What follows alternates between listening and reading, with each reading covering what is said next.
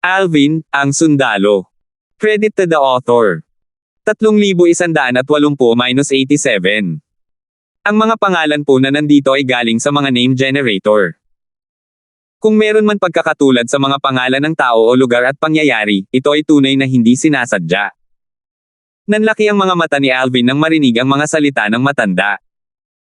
Senior, sinasabi mo bang hindi ako dapat sumali sa Sullivan clan ng maaga? Tama iyan. Kung sasali ka sa kanila ng masyadong maaga, hindi ka nila pahahalagahan, sagot ng matanda, natural lang, hindi kita pipigilan kung ipipilit mong sumama sa kanila ngayon. Bukod doon, kung magdesisyon kang manatili sa Profound Nether Mansion pansamantala, may kailangan kang ipanggako sa akin. Kung papayag ka, masasabi kong mas makakabuti ito kaysa sa pagpunta sa Sullivan clan ngayon. Kahit na hindi ka pumayag, sa tingin ko mas makakabuti pa rin para sa iyo na manatili sa mansyon ngayon. Tumaas ang kilay ni Alvin nang marinig ang sinabi ng matanda. Pangako. Ano iyon? Ano ang kondisyon? Hindi naman talaga ito isang kondisyon. Isa itong lumang tuntunin ng Imperial Tutor Pavilion. Simula nang mamatay ang dating Imperial Tutor, at ako na ang nagbantay sa pavilion, ganito na ang tuntunin namin, paliwanag ng matandang lalaki, dapat ipaghiganti ng bagong Imperial Tutor ang dating Imperial Tutor. Kung magtatagumpay ka, makukuha mo ang pinakamagandang pagtrato sa Profound Nether Mansion. Ang dating Imperial Tutor. Bahagyang nagulat si Alvin. Senior, ang tinutukoy mo ba ay ang Imperial Tutor mula 30,000 taon na ang nakalilipas na ang asawa ay ginahasa? Pagkatapos magsalita ni Alvin, naramdaman niya ang isang nakakatakot na enerhiya na dumaloy mula sa katawan ng matanda. Nang dumaloy ang enerhiya sa kanya, naramdaman niya ang pag-akyat ng kanyang blood chi at enerhiya. Dahil dito, nalaman niyang labis na lit ang matanda. Bakit siya galit na galit? 30,000 taon na ang nakalipas mula noon. Posible kayang siya rin ang Pavilion Master ng Imperial Tutor Pavilion noong panahong iyon. Marahil, siya ang gumabay at nagil-inang sa dating Imperial Tutor. Haka-haka ni Alvin sa loob-loob. Kung tama ang kanyang haka-haka, maiintindihan niya kung bakit galit na galit ang matanda. Oo, ang tinutukoy ko ay ang Imperial Tutor na iyon. Pilit na pinigilan ng matandang lalaki ang kanyang galit at kumalma bago niya sinabi, bago ka magdesisyon, tungkulin kong ipaalam sa iyo kung sino ang taong paghihigantihan mo ay ang kasalukuyang pinuno ng angkan ng He Clan, na isa sa 10 pangunahing angkan. Isa siyang Celestial Lord. Papayag ka ba rito? Pagkatapos niyang magsalita, tiningnan niya ng mabuti si Alvin, hinihintay ang sagot ni Alvin. Sang-ayon ako, sabi ni Alvin, walang konsensya ang lalaking iyon. Karapat-dapat siyang parusahan. Hindi niya kailanman itinuring ang kanyang sarili na matuwid, ngunit hindi siya tatabi lang at walang gagawin kung ang mga tao ay sumusobra sa kanilang mga kilos. Dati, nang ikwento sa kanya ni Lucas, ang pinuno ng sekta ng Simplicity Celestial Sect, ang nangyari sa dating Imperial Tutor ng Profound Nether Mansion, naiinis na siya sa ikinilos ng kasalukuyang pinuno ng angkan ng He. Kung mayroon siyang pagkakataon at lakas, tiyak na itatama niya ang mali. Dahil dito, hindi siya nag-atubiling mangako sa matanda. Magaling. Nagliwanag ang mga mata ng matanda nang marinig ang sagot ni Alvin. Pagkatapos, seryosong sinabi, Alvin, ang aking seniority ang pinakamataas sa Profound Nether Mansion. Kahit ang kasalukuyang Mansion Master ay disipulo rin ng aking disipulo. Ngayon, ipinapangako ko sa iyo na kapag naging Imperial Tutor ka na ng Profound Nether Mansion, masisiyahan ka sa pagtrato na katulad, kung hindi man mas mabuti, sa Mansion Master. Nasa ilalim ka na rin ng aking proteksyon. Sa katunayan, haharapin ko rin ang Bloodskull Gang. Personal ko silang hihilingin na itigil ang kanilang misyon at papangakahin silang hindi tatanggap ng anumang trabaho para patayin ka. Tila may kumpiyansa siya nang magsalita. Parang wala lang ang Bloodskull Gang. Senior, wala akong tutol sa lahat ng ipinangako mo sa akin, pero hindi mo kailangang makipag-ugnayan sa Bloodskull Gang para sa akin. Ako na mismo ang bahala sa kanila. Ikaw mismo ang haharap sa kanila. Tumingin ang matanda kay Alvin, bahagyang nagulat. Maraming mga assassin na Celestial Lord sa Bloodskull Gang. Bukod dito, ang kanilang pinuno ay hindi isang ordinaryong Celestial Lord. Sa katunayan, hindi siya mas mahina kaysa sa akin. Senior, nasaan siya kumpara sa leader ng angkan ng He? Tanong ni Alvin. Natural lang, mas malakas ang clan leader ng He clan, sabi ng matanda habang kumikislap ang mga mata niya na may balak pumatay. Kung ang clan leader ng He clan ay mas mahina kaysa sa leader ng Blood Skull Gang, matagal na sana niyang napatay ang clan leader ng He clan. Dahil mas makapangyarihan ang clan leader ng He clan kaysa sa kanya, siya ang gumawa ng panuntunan para ipaghiganti ang dating Imperial Tutor ng Profound Nether Mansion. Kung ganoon nga, bakit ako mag-aalala tungkol sa pinuno ng Blood Skull Gang? Kung hindi ko man lang kayang harapin ang pinuno ng Blood Skull Gang, paano ako makakaganti sa pinuno ng angkan ng He clan? Sandaling natigilan ang matanda sa mga sinabi ni Alvin. Sa loob-loob niya, naisip niyang kahanga-hanga at matuwid si Alvin kahit na ambisyoso siya. Natural lang, hindi naman naipakita ng ekspresyon niya ang kanyang iniisip. Sa huli, sinabi niya, kung ganoon, sana ay maipakita mo sa akin ang iyong lakas at harapin ang Blood Skull Gang sa lalong madaling panahon. Ilang araw ang lumipas. Tulad ng sinabi ng Pavilion Master ng Imperial Tutor Pavilion, nagpadala ang Sullivan clan ng isang tao sa Profound Nether Mansion upang dalhin si Alvin sa clan. Ang disipulo ng Profound Nether Mansion, si Alvin, ay napakagaling kaya nais siyang ibalik ng Sullivan clan para tulungan siya sa kanyang cultivation, sabi ng kinatawan mula sa Sullivan clan sa Mansion Master ng Profound Nether Mansion. Sumagot ang Panginoon ng mansyon ng nakangiti, walang pagtutol ang Profound Nether Mansion. Ipapaubaya na natin ang desisyon kay Alvin. Maaari ba niyang tanggihan ang Sullivan clan? Malinaw na tiwala ang kinatawan mula sa Sullivan clan na hindi tatanggihan ni Alvin ang imbitasyon ng Sullivan clan. Natural lang na natigilan ang kinatawan mula sa Sullivan clan nang ipatawag ng Mansion Master si Alvin, at tinanggihan ito ni Alvin. Hindi makapaniwalang tanong niya, tinatanggihan mo ba ang imbitasyon? Hindi naman sa ganoon. Sa tingin ko lang ay hindi pa ako sapat na makapangyarihan para sumali sa Sullivan clan. Kapag lumakas na ako, tiyak na sasali ako sa Sullivan clan. Hindi ko na isasaalang-alang ang iba pang 9 na clan at 5 sekta, sabi ni Alvin, ito ang pangako ko sa iyo at sa Sullivan clan. Pag-iisipan mo pa ba ang desisyon mo? Kumunat ang noo ng kinatawan mula sa Sullivan clan. Dumating siya sa utos ng Grand Elder ng Sullivan clan. Kung hindi niya maibabalik si Alvin sa clan, tiyak na kukwestiyonin ng Grand Elder ang kakayahan nito.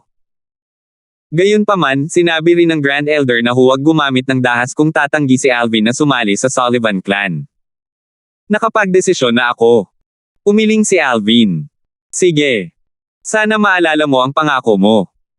Tumingin ang kinatawan mula sa Sullivan clan kay Alvin bago ito umalis. Hindi niya inisip na sayang ang pagpunta niya sa Profound Nether Mansion. Kahit papaano, nangako na si Alvin na sasali lang siya sa Sullivan clan. Sa tingin ko hindi ako parurusahan ng Grand Elder dahil nangako si Alvin na sasali sa aming clan sa hinaharap. Pagkatapos umalis ng kinatawan mula sa Sullivan clan, tinanong ni Alvin ang Mansion Master ng Profound Nether Mansion, Mansion Master, sinabi ng Pavilion Master na hindi ko na kailangang pumasok sa Middle Realm ng Southern Heaven Ancient Realm at mag-concentrate sa pagiging isang Celestial King. Ayos lang ba sa iyo ito? Alam ni Alvin kung gaano kahalaga ang Middle Realm ng Southern Heaven Ancient Realm sa mga Grade 6 Celestial Mansion. Kung hindi, ang mga Grade 6 Celestial Mansion ay hindi magsasagawa ng ganoong kalaking pagsisikap upang linangin ang napakaraming 10 Direction Celestial Dukes upang kumatawan sa kanila sa Middle Realm at lumaban para sa mataas na ranggo sa scoreboard. Wala akong pagtutol tungkol sa mga desisyon ng Grandmaster. Nilinaw ng Mansion Master na sasang-ayon siya sa anumang sabihin ng Pavilion Master ng Imperial Tutor Pavilion. Dahil dito, nakita ni Alvin ang bigat na dinadala ng Pavilion Master ng Imperial Tutor Pavilion sa Profound Nether Mansion. Sa katunayan, bago pa man niya nakausap ang Mansion Master, inaasahan na niya ang resultang ito. Gusto lang niya ng karagdagang kumpirmasyon. Handa na siyang makalusot at maging isang Celestial King sa tulong ng Ice King Celestial Fruit at Fire King Celestial Fruit. Dati, si Alvin ay pinagkalooban ng kapangyarihan ng isang Celestial King mula sa nauubos na Royal Grade Celestial Weapon. Gayunpaman, ito ay panandalian lamang. Kapag siya ay nakalusot at naging isang Celestial King, ang kapangyarihan ng isang Celestial King ay tunay na magiging kanya. Pagkabalik ni Alvin sa Imperial Tutor Pavilion, nagsimula siya sa isang saradong cultivation. Matapos niyang kainin ang Ice King Celestial Fruit at ang Fire King Celestial Fruit, nakaramdam siya ng dalawang orbs ng medicinal efficacy na unti-unting dumadaloy sa kanyang katawan. Kasabay nito, ipinamahagi niya ang kanyang enerhiya ayon sa kanyang pamamaraan ng paglilinang. Naigalinang siya gamit ang King Grade Tai Profound Method na ibinigay sa kanya ng lola ni Tanya. Patuloy na lumipas ang oras ng tahimik. Si Alvin ay labis na nalubog sa paglilinang kaya't nawala na sa kanya ang lahat ng oras. Nang siya ay maging isang Celestial King ay saka lamang niya iminulat ang kanyang mga mata. Malinaw niyang nararamdaman na ang kanyang Celestial Origin Energy ay iba na ngayon kumpara dati. Ito ay mas mayaman at mas dalisay na ngayon. Ang pinakamalaking pagbabagong natuklasan niya ay sa maliit na mundo na kanyang nilikha. Dahil sa kanyang kamakailang tagumpay, hindi lamang lumaki ang maliit na mundo, kundi mas naging parang buhay pa ito. Bukod pa riyan, ang pangunahing sanga mula sa banal na puno ng buhay na matatagpuan sa puso ng maliit na mundo ay lumaki ng doble sa orihinal nitong laki. Nagmukha na itong isang masiglang puno ngayon. Ngayong isa na akong hari sa langit, sa tingin ko ay posible na para sa akin na lumikha ng isa pang maliit na mundo. Habang iniisip ito, ikinumpas ni Alvin ang kanyang kamay. Kasunod nito, isang puwang na luha ang lumitaw sa kawalan sa tabi niya. Sa halip na humantong sa magulong espasyo, ang puwang na luhang ito ay isang pagbubuka sa isa pang maliit na mundo. Gamit ang isa pang pagkumpas ng kanyang kamay, hinailan niya ang Heaven and Earth Spirit Energy sa paligid papunta sa espasyo sa loob ng Spatial Tier. 3,181. Ang isang hari sa langit ay kayang lumikha ng maliliit na mundo kahit saan, at maaari rin silang maglaman ng mga may buhay na nilalang. Nang kakaakyat pa lamang ni Alvin sa Spirit Overarching Heaven, nakapasok na siya sa Little World na nilikha ng Celestial King mula sa Blissful Sect. Sa Little World na iyon niya nakatagpo si Belinda ng Compassionate Celestial Traveler Sect. Naging maayos naman ang lahat sa ngayon. Sa loob ng wala pang 100 taon mula nang umakyat ako rito, isa na akong Celestial King. Mayroon pa akong 900 taon para lumakas. Magtatakda ako ng layunin para sa aking sarili ngayon. Kailangan kong tumayo sa tuktok ng Devata Realm na ito sa loob ng 500 taon. Mayroon pa akong 400 taon pagkatapos noon para mas lumakas pa nang sa gayon ay makapasok ako sa Divine Offering Realm upang iligtas sina Kelly, Megan, at ang iba pa. Matapos casual na subukang lumikha ni Alvin ng isang maliit na mundo, sinira niya ito nang makumpirma niyang makakalikha siya ng isa pang maliit na mundo. Isa na akong Celestial King ngayon. Tumayo si Alvin katapos niyang imulat ang kanyang mga mata. Bagamat natikman niya kung ano ang pakiramdam ng pagkakaroon ng lakas ng isang Celestial King noon, iba ang pakiramdam ngayon dahil ang lakas na iyon ay kanya na at hindi ipinagkakalob ng nauubos na Royal Grade Celestial Weapon. Pagkalipas ng kalahating oras, dumating si Alvin sa bakuran ng Imperial Tutor Pavilion. Nakatatanda. Nakalusot ka na ba? Nangingisda pa rin ang matanda. Hindi siya lumingon para tingnan si Alvin, ngunit halatang alam niyang nakalusot na si Alvin at naging isang Celestial King. Oo. Tumanggaw si Alvin. Hindi naman masama. Nagawa mong makalusot sa loob ng wala pang kalahating buwan. Bagamat higit itong dahil sa mga Celestial Fruit, hindi ito magiging mabilis kung hindi ka rin matalino, sabi ng matanda, maaari mong patuloy na maunawaan ang batas ng kalawakan sa panahong ito. Kung maaari, subukang huwag umalis sa Profound Nether Mansion bago maging isang 10 Direction Celestial King. Marami ka nang naging kaaway, kung tutuusin. Bukod sa Blood Skull Gang, ang Azure Green Mansion ay nagpadala rin ng mga tauhan para manektik sa ating mansyon. Naghihintay silang patayin ka kung aalis ka sa mansyon. Isang hari ng 10 direksyon na Celestial. Gaano katagal ako dapat manatili sa mansyon? Bagamat gusto ni Alvin na makalusot at maging isang hari ng 10 direksyon na Celestial sa lalong madaling panahon, isa na lamang siyang isang pangunahing hari ng Celestial ngayon. Gaano katagal bago siya maging isang hari ng 10 direksyon na Celestial? Dahil sa talento mo sa paglilinang, dapat ay kaya mong makabangon sa loob ng 300 taon, sagot ng matanda. 300 taon. Kumaibot ang sulok ng bibig ni Alvin. Halos 100 taong gulang pa lamang siya ngayon. Masyadong mahaba ang 300 taon para maging isang 10 direksyon na hari ng langit. Natural lamang, alam niya na sa Devata Realms, mas mataas ang cultivation base ng isang tao, mas mahirap itong makalusot. Para maging isang 10 direksyon na Celestial King mula sa pagiging isang pangunahing Celestial King, karamihan sa mga tao ay mangangailangan ng higit sa 10 beses ng oras na kakailanganin para maging isang pangunahing Celestial King mula sa sandaling sila ay nag-cultivate. Sumagot ang matanda, kung tutusin, isa lamang itong konserbatibong hula ko. Gagawin ng Profound Nether Mansion ang lahat para matulungan kang maging isang 10 direktion Celestial King. Bibigyan ka namin ng mga celestial fruits, celestial pills, at iba pang mga mapagkukunan para matiyak na magiging isang 10 direktion celestial king ka sa lalong madaling panahon. Kung ikaw ay mapalad, maaari kang maging isang 10 direktion celestial king sa loob ng wala pang 300 taon. Nagpatuloy ang matanda sa pagsasabing, sa puntong ito, ang Profound Nether Mansion ay mayroon pa ring ilang mga mapagkukunan na maaaring mapalakas ang iyong cultivation base. Natural lang, ang mga mapagkukunang ito ay hindi walang hanggan. Ipinadala ko ang mga disipulo ng aking mga disipulo upang maghanap ng mga celestial fruit at celestial pills na makakatulong sa iyong cultivation. Sa anumang kaso, mas mabilis kang magiging isang 10 direktion celestial king sa pamamagitan ng pananatili sa Profound Nether Mansion kaysa sa pananatili sa Sullivan Clan.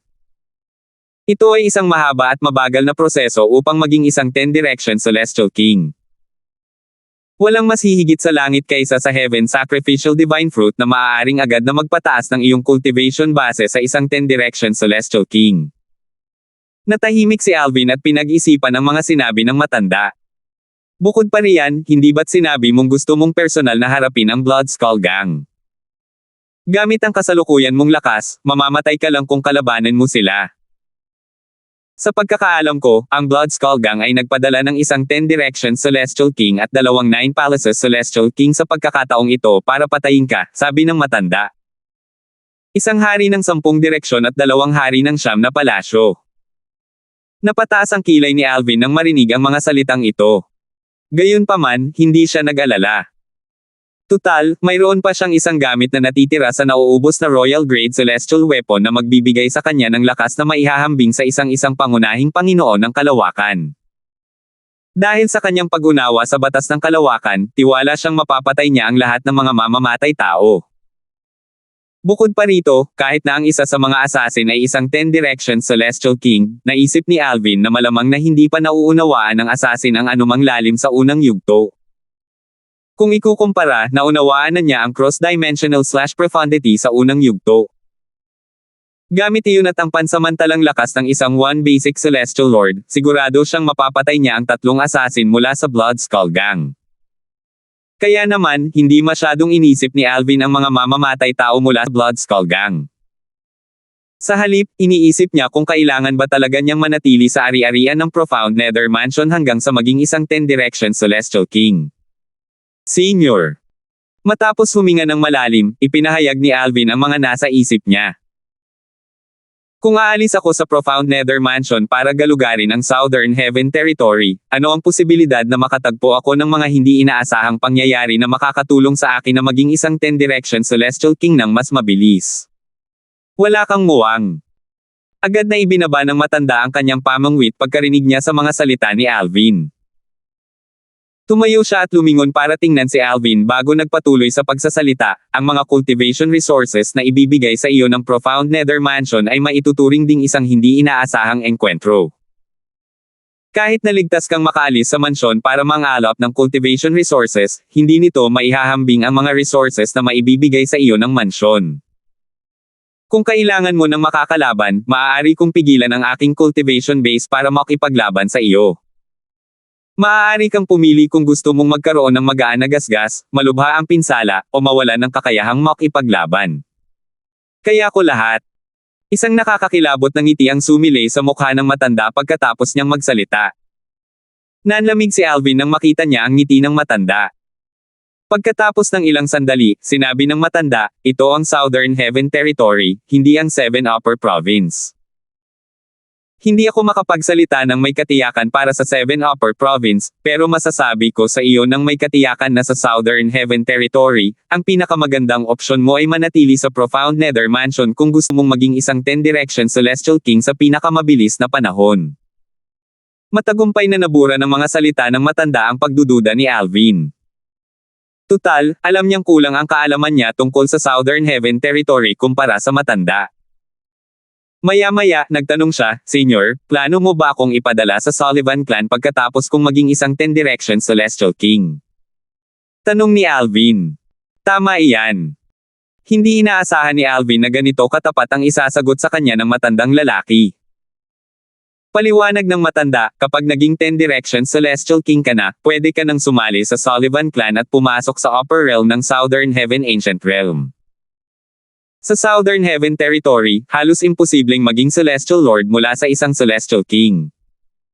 Kakailanganin mo ng tulong o isang hindi inaasahang engkwentro. Kaya naman, asahan mo na lang na makakatagpo ka ng hindi inaasahang engkwentro sa Upper Realm para matulungan kang makalusot at maging isang one basic Celestial Lord. Kung ang Middle Realm ay isang entablado para sa mga Celestial Duke, ang Upper Realm naman ay ang entablado para sa mga Celestial King sa Southern Heaven Territory. Kahit na ikaw ay mula sa 10 major clans, top 5 sects, o kung ikaw ay isang sectless cultivator, basta't natutugunan ng iyong cultivation base ang kinakailangan, makakapasok ka sa Upper Realm ng Southern Heaven Ancient Realm para maghanap ng mga hindi inaasahang engkwentro. Sa mga salita ng matanda, nalaman ni Alvin ang mataas na kaharian ng Southern Heaven Ancient Realm. Ang tanging lugar sa Southern Heaven Territory na posibleng makatulong sa iyo na maging isang 10 Direction Celestial King ng mas mabilis kaysa sa Profound Nether Mansion ay ang Upper Realm. Gayunpaman, ang mga panganib ng pagpasok sa Upper Realm gamit ang iyong kasalukuyang lakas ay napakataas. Para ka na ring magpakamatay kung papasok ka ngayon. Dahil dito, hindi ko naisip ang papasukin ka sa Upper Realm ngayon. Hanggat hindi ka pa sapat na malakas para protektahan ang iyong sarili doon. Gayunpaman, kung mauunawaan mo ang isa pang lalim mula sa batas ng kalawakan hanggang sa unang yugto, papayagan kitang pumasok sa Upper Realm kahit na isa ka lamang 7-star Celestial King o isang 8 trigram Celestial King. Pagkatapos, tiningnan ng matandang lalaki si Alvin ng mabuti at sinabing, sa ngayon, mas makabubuti kung mananatili ka na lang sa lupain ng Profound Nether Mansion. Nanlaki ang mga mata ni Alvin nang marinig ang mga salita ng matanda. Nagtanong siya, Senyor, ang ibig mo bang sabihin ay maraming Celestial King sa itaas na kaharian ang nakaunawa na ng isang lalim hanggang sa unang yugto? Dahil naunawaan na ni Alvin ang batas ng kalawakan na cross-dimensional/profundity hanggang sa unang yugto, madali niyang mapapanatili ang kanyang posisyon laban sa isang 3-talent Celestial King o isang 4-phenomena Celestial King. Natural lang, kung naunawaan din ng kanyang mga kalaban ang isang lalim hanggang sa unang yugto, hindi siya magiging kalaban nila. Ganito ang nangyayari. Kapag mayroon kang isang bagay na wala sa iba, iyon ang magiging lakas mo. Gayunpaman, kung mayroon ang iba nang mayroon ka, hindi na ito ang magiging lakas mo. Tumango ang matanda. Tama. Maraming disipulo mula sa 10 major clans at sa top 5 sects ang nakaunawa na ng isang lalim hanggang sa unang yugto. Kahit na ikaw ay naging isang 10 Direction Celestial King na ngayon, ang iyong lakas ay maituturing na maihahambing lamang sa mga second-tier disciples dahil sa iyong pag-unawa sa batas ng kalawakan. Medyo epektibo ang mga salita ng matanda. Hindi na kasing lakas ng dati ang pakiramdam ni Alvin. Noong una, medyo may tiwala siya sa kanyang lakas. Sigurado siyang hindi siya masasakta ng mga nasa ibaba ng antas ng isang Celestial Lord kapag siya ay naging isang 10 Direction Celestial King. Paano siya hindi malulungkot matapos matuklasan na ang kanyang lakas ay maituturing lamang na pangalawang antas kung isang lalim lamang ang kanyang naunawaan sa unang yugto pagkatapos maging isang 10 Direction Celestial King. Gayunpaman, hindi nagtagal bago nabawi ni Alvin ang kanyang kumpiyansa. Iniisip ng Pavilion Master na katanggap-tanggap ito basta't mauunawaan ko ang dalawang lalim sa unang yugto kapag ako ay naging isang 7 stars o 8 trigram Celestial King. Hindi niya alam na taglay ko ang Supreme Powerhouse Divinity mula sa isang Supreme Powerhouse na nakabisado ang batas ng kalawakan. Gamit ang Supreme Powerhouse Divinity, ang bilis ng aking pag-unawa ay lampas sa imahinasyon ni Newman. Si Alvin, na nakumbinsi sa mga salita ng matanda, ay sa wakas ay nakapagdesisyon na. Mananatili muna ako sa mansyon. Matapos maunawaan ang dalawa pang lalim mula sa batas ng kalawakan hanggang sa unang yugto, sa palagay ko ay makakapasok na ako sa itaas na kaharian kahit na hindi pa ako naging isang 7 stars o 8 trigram Celestial King noong panahong iyon. 3,182 Karamihan sa mga tao mula sa Profound Nether Mansion, kasama na si Marcus, ay walang kaalam-alam na si Alvin ay naging Celestial King na kaya inaabangan nila ang muling pagpasok ni Alvin sa Middle Realm ng Southern Heaven Ancient Realm at patuloy na pagpapanatili ng kanyang pwesto sa tuktok. Naniniwala sila na sa kanyang lakas, madali para sa kanya na manatili sa unang pwesto maliban na lang kung siya ay lubhang malas. Natural lamang na maguluhan sila nang hindi pumasok si Alvin sa Middle Realm kahit kalahating buwan na ang lumipas mula nang magbukas itong muli. Lahat ay masigasig na pinag-uusapan ang kanyang pagkawala sa Middle Realm ngayong buwan.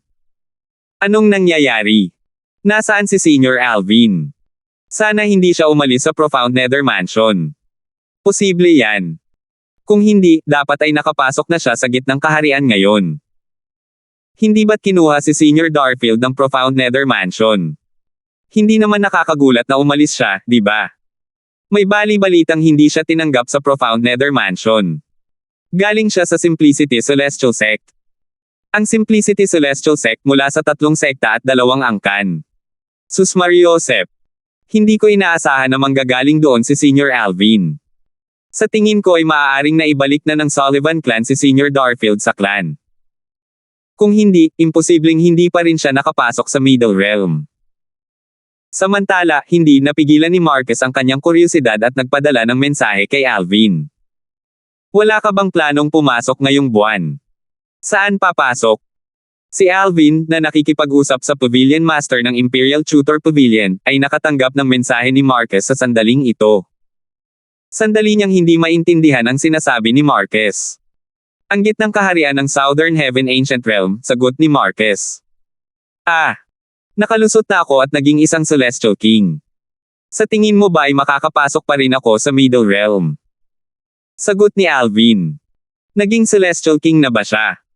Nabigla si Marcus nang marinig niya ang sagot ni Alvin. Hindi niya inaasahan ito. Alam niyang nagawa ni Alvin na maging isang 10 Direction Celestial Duke dahil sa Heaven Sacrificial Divine Fruit.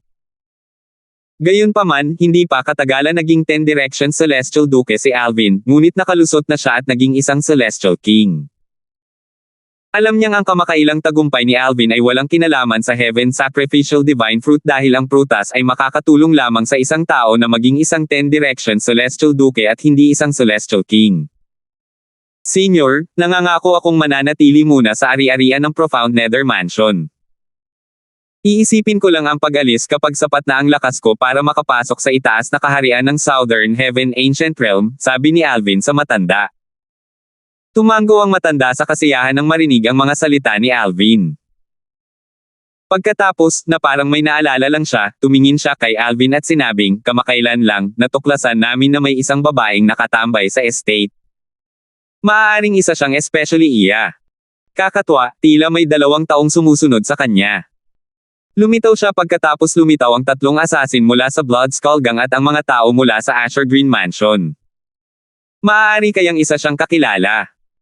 Dahil hindi niya matukoy ang pagkakakilanlan ng babae, si Alvin na lang ang natanong niya tungkol dito. Isang babae. Tinaas ni Alvin ang isang kilay. Ano ang hitsura niya? Nakasuot siya ng belo at sombrero kaya hindi ko makita ang mukha niya, sagot ng matanda. Nang marinig ang mga salita ng matanda, biglang nagbago ang ekspresyon ng mukha ni Alvin. Naalala niya ang isang tao nang marinig niya ang mga salita ng matanda. Si Tanya kaya iyon. Nanliit ang mga mata ni Alvin nang hindi mahahalata. Tiningnan niya ang matanda at nag-aalalang nagtanong, Senior, nasaan siya ngayon? Maaaring isa siyang kaibigan na matagal ko nang hinahanap. Marahil ay pumunta siya sa mansyon dahil nabalitaan niya ang tungkol sa pagpunta ko rito. Sinasabi ng kanyang likas na ugali na malaki ang posibilidad na si Tanya ang babaeng iyon. Kaibigan mo ba siya? Tumaas ang kilay ng matanda. Pagkatapos, itinaas niya ang kanyang kamay, at isang enerhiya ang lumabas at binalot si Alvin. Sa isang kisap mata lamang, natuklasan ni Alvin na nakaalis na sila sa Imperial Tutor Pavilion. Napakabilis ng kanilang pagkilos kaya't parang malabo na lamang ang kanyang paligid. Maya-maya, bumagal sila at huminto bago sinabi ng matandang lalaki, ayan na siya. Dali-daling lumingon si Alvin sa direksyon kung saan nakatingin ang matandang lalaki. Nakita niya ang isang babaeng nakaputi at may hubog na katawan na nakatayo sa di kalayuan. Bagamat nakasuot ito ng sombrero at belo, madaling mapapansin na mayroon itong kakaibang tindig. Pamilyar siya sa belo at sombrero. Tutal, binili niya ang mga ito para sa kanya. Tanya. Tuwang-tuwa na sigaw ni Alvin. Hindi niya inaasahan na lilito si Tanya sa Profound Nether Mansion. Nang sa wakas ay makita niyang ligtas at maayos ang kalagayan nito, agad na nawala ang bigat sa kanyang puso. Huwag mo munang ipakilala ang sarili mo, babala ng matanda ng akmang hahakbang na papalapit si Alvin, may 2 taong nagtatago sa likuran niya. Tila sila ay mga celestial beast. Sinuri ko na sila gamit ang aking divine consciousness, at tila sila ay mula sa Phantom Fox Clan. Muling nagbago ang ekspresyon ni Alvin nang marinig ang mga salita ng matanda. Ang Phantom Fox Clan. Naalala niya ang sinabi sa kanya ng lola ni Tanya. Bago naging Celestial Emperor si Tanya, dapat niyang iwasang makipagkita sa sinumang miyembro ng Phantom Fox Clan maliban sa kanyang ina. Bukod doon, sinabi rin ng kanyang lola na kung may sinuman sa mga miyembro mula sa Phantom Fox Clan na hindi nagtataglay ng apelyidong doang lalapit kay Tanya, dapat silang patayin ni Alvin. Kung hindi, si Tanya ay nasa malubhang panganib. Huminga ng malalim si Alvin bago tinanong ang matanda, "Senyor, sigurado ka bang galing sila sa Phantom Fox Clan?" "Halos 100% akong sigurado," sagot ng matanda. "Senyor, pakidala po ako sa kanila para maitanong ko ang kanilang mga pangalan. Kung hindi do ang kanilang apelyido, pakipatay po sila bago pa sila gumamit ng Communication Celestial Talisman," sabi ni Alvin sa seryosong tono na may bahid ng pagmamadali. Tumango ang matanda, halatang handang tumulong kay Alvin nang walang anumang tanong. Tutal, si Alvin na ang huling pagkakataon niya para ipaghiganti ang kanyang ama. Kung wala si Alvin, napakaliit ng posibilidad na maipaghiganti niya ang kanyang ama. Natural lamang na walang kaalam-alam si Alvin na ang dating Imperial Tutor ng Profound Nether Mansion 30,000 taon na ang nakalilipas ay ang ama ng matanda. Ang ina ng matanda ay nagtatago ng taong iyon at isinilang siya bago ito namatay. Alam niya ang tungkol sa kanyang pinagmulan dahil ang kanyang ina ay nag-iwan sa kanya ng isang Memory Celestial Talisman bago ito namatay. Dahil sa paghihiganti at puot, matagumpay siyang nakapasok sa Profound Nether Mansion at umangat sa kanyang kasalukuyang ranggo, ngunit, hindi pa rin niya kayang patayin ang clan leader ng He Clan upang ipaghiganti ang kanyang mga magulang. Ang pagpapakita ni Alvin ay nagpanibago ng kanyang pag-asa, sa makatuwid, sa sandaling pumayag si Alvin na ipaghiganti ang kanyang mga magulang, mas pinahahalagahan niya ang buhay ni Alvin kaysa sa sarili niyang buhay. Kahit na gusto ni Alvin ang kanyang buhay, malugod niyang papatayin ang kanyang sarili hanggat nangangako si Alvin na ipaghiganti ang kanyang mga magulang. Swoosh! Swoosh! Swoosh! Isinama ng matandang lalaki si Alvin at lumitaw sa harap ng 2 lalaking nakasunod kay Tanya. Nagulat ang 2 lalaki, isang binata at isang lalaking nasa katanghaliang gulang, nang makita nila si Alvin at biglang lumitaw ang matandang lalaki sa kanilang harapan. Malamig na kumislap ang mga mata ni Alvin habang nagtatanong sa mahinang boses, "Ano ang ginagawa ninyong dalawa na palihim na naglilibot sa lupain ng Profound Nether Mansion? Sabihin ninyo sa akin ang inyong mga pangalan at ang inyong pinagmulan. Kung magsisinungaling ang sino man sa inyo, hindi ako magdadalawang isip na patayin kayo." Nang marinig ang mga salita ni Alvin, naging malungkot ang ekspresyon ng 2 lalaki. Hindi nila makita kung paano lumitaw si Alvin at ang matanda. Ipinapahiwatig nito na si Alvin o ang matanda ay mas malakas kaysa sa kanila. Dali-daling sinabi ng binata, "Ginoo, galing po kami sa Phantom Fox Clan. Ako po si Cedrex, at siya po si Lindan. Mapayapa po kaming narito." Hindi do ang apelyido nila. Agad na nanliit ang mga mata ni Alvin. Kasabay nito, casual na itinaas ng matanda ang kanyang kamay. Swoosh! Swoosh! Swoosh! Bago pa man makapag-react si Alvin, isang baging na ang tumusok sa katawan ng 2 lalaki. Natural lang, walang oras ang 2 lalaki para mag-react din. Hindi pa rin nawawala ang kanilang mga ngiti sa kanilang mga mukha kahit na tumusok ang baging sa kanila. Napakalakas. Sa sandaling ito, nararamdaman ni Alvin ang malalim na kapangyarihan ng matanda. Hanggang ngayon, ang matanda ang pinakamalakas na taong nakasalamuhan niya. Salamat, Senior. Mabilis na nagpasalamat si Alvin sa matanda nang makabawi ito ng katinoan. Senior, maaaring hindi alam ng mga miyembro ng Phantom Fox Clan kung sino ang pumatay sa kanila, ngunit dahil namatay sila malapit sa ari-arian ng Profound Nether Mansion, magdudulot ba ito ng problema sa mansyon? Ang Phantom Fox Clan sa Southern Heaven Territory ay walang kapantay sa Profound Nether Mansion. Hindi mo kailangang matakot kahit na naghahanap pa sila ng gulo, walang pakialam na sagot ng matanda. Gamaan ang pakiramdam ni Alvin nang marinig ang mga sinabi ng matanda. Pagkatapos noon, isinama ng matandang lalaki si Alvin at lumitaw malapit kay Tanya na kasalukuyang nakatingin sa ari-arian ng Profound Nether Mansion. Tanya. Mahinang tawag ni Alvin habang ang kanyang mga mata ay kumikinang sa hindi maitagong pananabik. 3,183. Tanya. Bagamat nakaharap kay Alvin ang likod ng babaeng nakasuot ng puting damit, makikita ang bahagyang panginginig ng katawan nito nang marinig niya ang boses ni Alvin. Dahan-dahan siyang lumingon at nakita ang isang binata na nakasuot ng lila na nakatayo malapit sa kanya. Kahit ilang taon na ang nakalipas mula nang huli niya itong makita, nanatili pa rin itong pareho. Kapatid na Alvin. Nanaginip ba ako? Tinanggal ni Tanya ang kanyang sombrero at belo, at ibinunyag ang kanyang magandang mukha. Nang maipakita niya ang kanyang mukha, tila madilim ang paligid kung ikukumpara. Kahit ang Pavilion Master ng Imperial Tutor Pavilion ay bahagyang nabigla sa kagandahan ni Tanya. Nabuhay siya ng halos 30,000 taon, ngunit ito ang unang pagkakataon na nakakita siya ng ganito kawalang kapantay na kagandahan. May ganito ba talagang kagandahan sa mundong ito? Tanya. Hindi na nakapagpigil si Alvin. Mabilis siyang nagtungo kay Tanya. Kasabay nito, gumalaw si Tanya na parang isang bugzo ng hangin patungo kay Alvin. Tumakbo siya sa mga bisig nito at niyakap ito ng mahigpit. Nangilid ang mga luha sa kanyang mga mata at dumaloy sa kanyang mga pisngi habang sinasabi niya, kapatid na Alvin, namimiss ka na ni Tanya. Namiss din kita. Niyakap ng mahigpit ni Alvin si Tanya at ipinahayag ang kaisipang itinago nito sa kanyang puso sa lahat ng oras na ito. Nag-aalala siya ng husto noong unang umalis si Tanya nang walang sinasabi. Nakaramdam siya ng labis na ginhawa ngayong nakita niyang ligtas si Tanya. Pagkalipas ng halos 15 minuto, bahagyang lumayo si Alvin bago niya sinabi, Tanya, ay pangako mo sa akin na hindi ka naaalis muli nang hindi nagpapaalam. Kapatid na Alvin, namiss mo ba ako noong wala ako? Tanong ni Tanya. Hindi maiwasan ni Alvin na makaramdam ng pagkabalisa nang makita ang mga bakas ng luha sa mukha nito. Siyempre, nami-miss kita. Natatakot akong baka mapasama ka sa gulo. Matagal kitang hinanap pero hindi kita makita. Saan ka nagpunta? Kung ganoon nga, hindi ako umalis nang walang kabuluhan, sabi ni Tanya. Paano mo nasabi yan?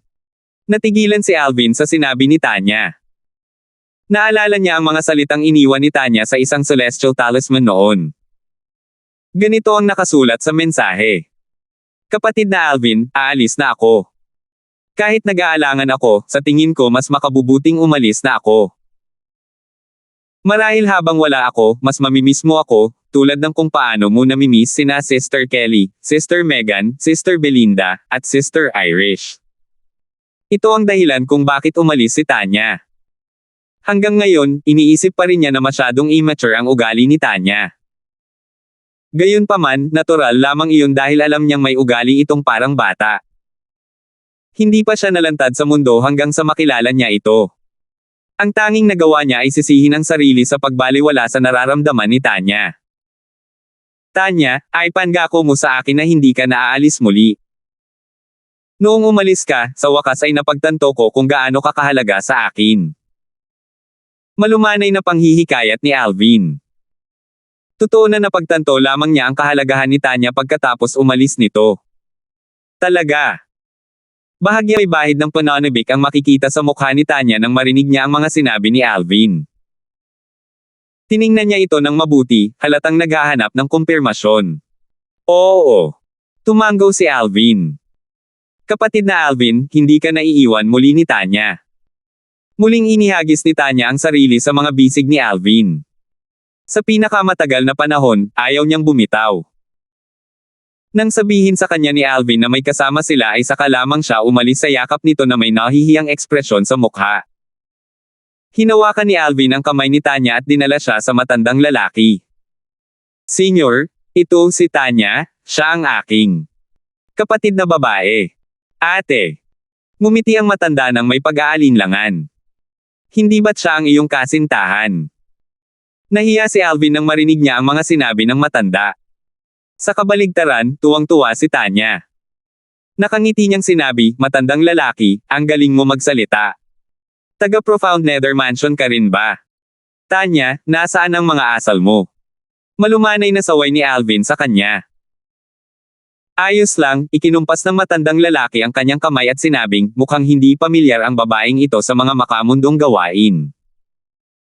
Natural lamang na wala siyang masyadong alam tungkol sa mga tuntunin ng kagandahang asal. Gayunpaman, bakit siya tina-target ng mga miyembro ng Phantom Fox Clan? Sinuri niya ito gamit ang kanyang banal na kamalayan ngunit wala siyang nakitang kakaiba. Si Tanya lamang ang 1,000 Phantom's Ice Fox na lumitaw sa Phantom Fox Clan sa nakalipas na milyong taon. Dahil bumuti na ang kanyang cultivation base, naitago niya ang kanyang aura. Tanging ang mga mas malakas kaysa sa mga Celestial Emperor ang makakakilala sa kanyang pagkakakilanlan. Gayunpaman, masasabi ng mga miyembro ng Phantom Fox Clan na isa siyang Zoro. Maaaring masasabi pa nga ng mga mas may kaalaman na isa siyang 1,000 Phantom's Ice Fox. Senior, mahaba ang kwento. Ikukwento ko sa iyo ang lahat kapag may oras tayo.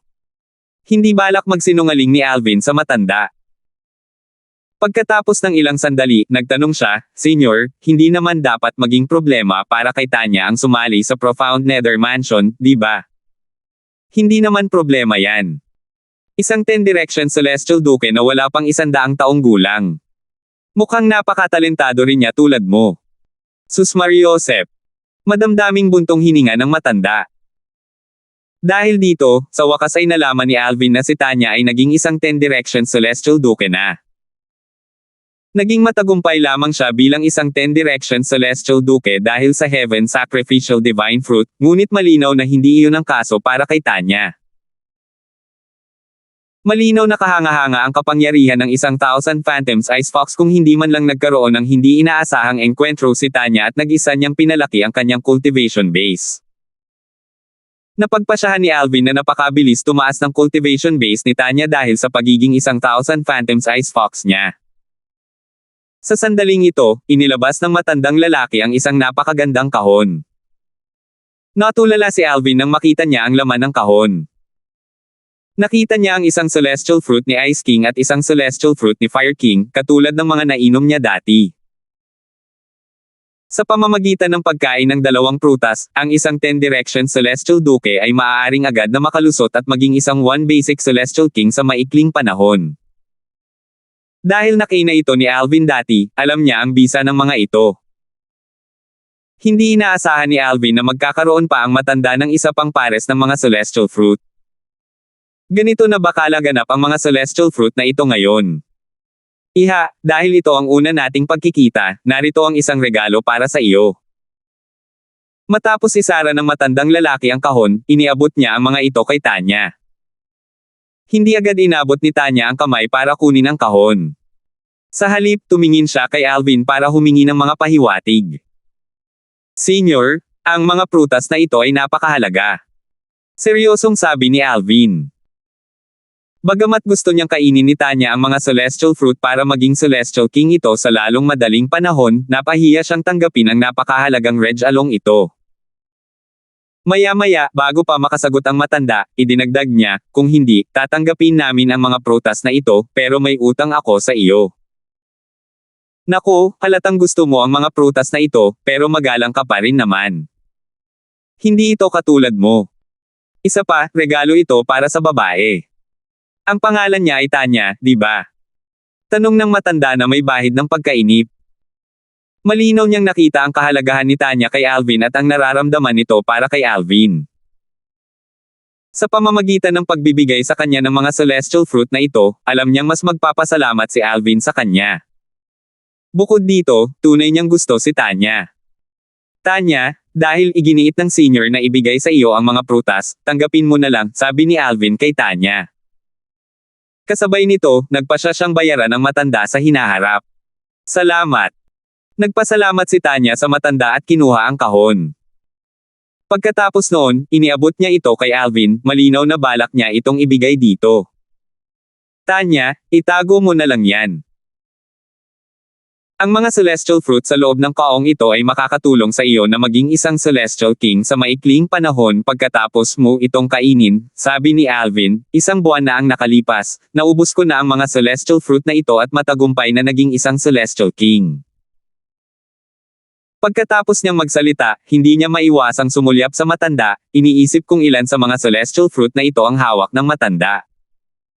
Naku, nababasa ko ang nasa isip mo. 2 celestial fruit na hari ng yelo at 2 celestial fruit na hari ng apoy lang ang meron ako. Ibinigay ko na lahat sa iyo, sabi ng matanda. Samantala, nagliwanag ang mga mata ni Tanya nang marinig niya ang mga salita ni Alvin, hindi niya inaasahan na ang mga celestial fruit na ito ay magiging ganito kalakas. Matapos ibalik ng matandang lalaki sina Alvin at Tanya sa Imperial Tutor Pavilion sa ari-arian ng Profound Nether Mansion, iniwan niya sina Alvin at Tanya, at bumalik sa bakuran. Pagpasok ng dalawa sa silid, nagtanong si Alvin, Tanya, ano ang nangyari sa mga nakaraang taon? Nagtataka siya kung paano naging isang 10 Direction Celestial Duke si Tanya ng ganoon kabilis.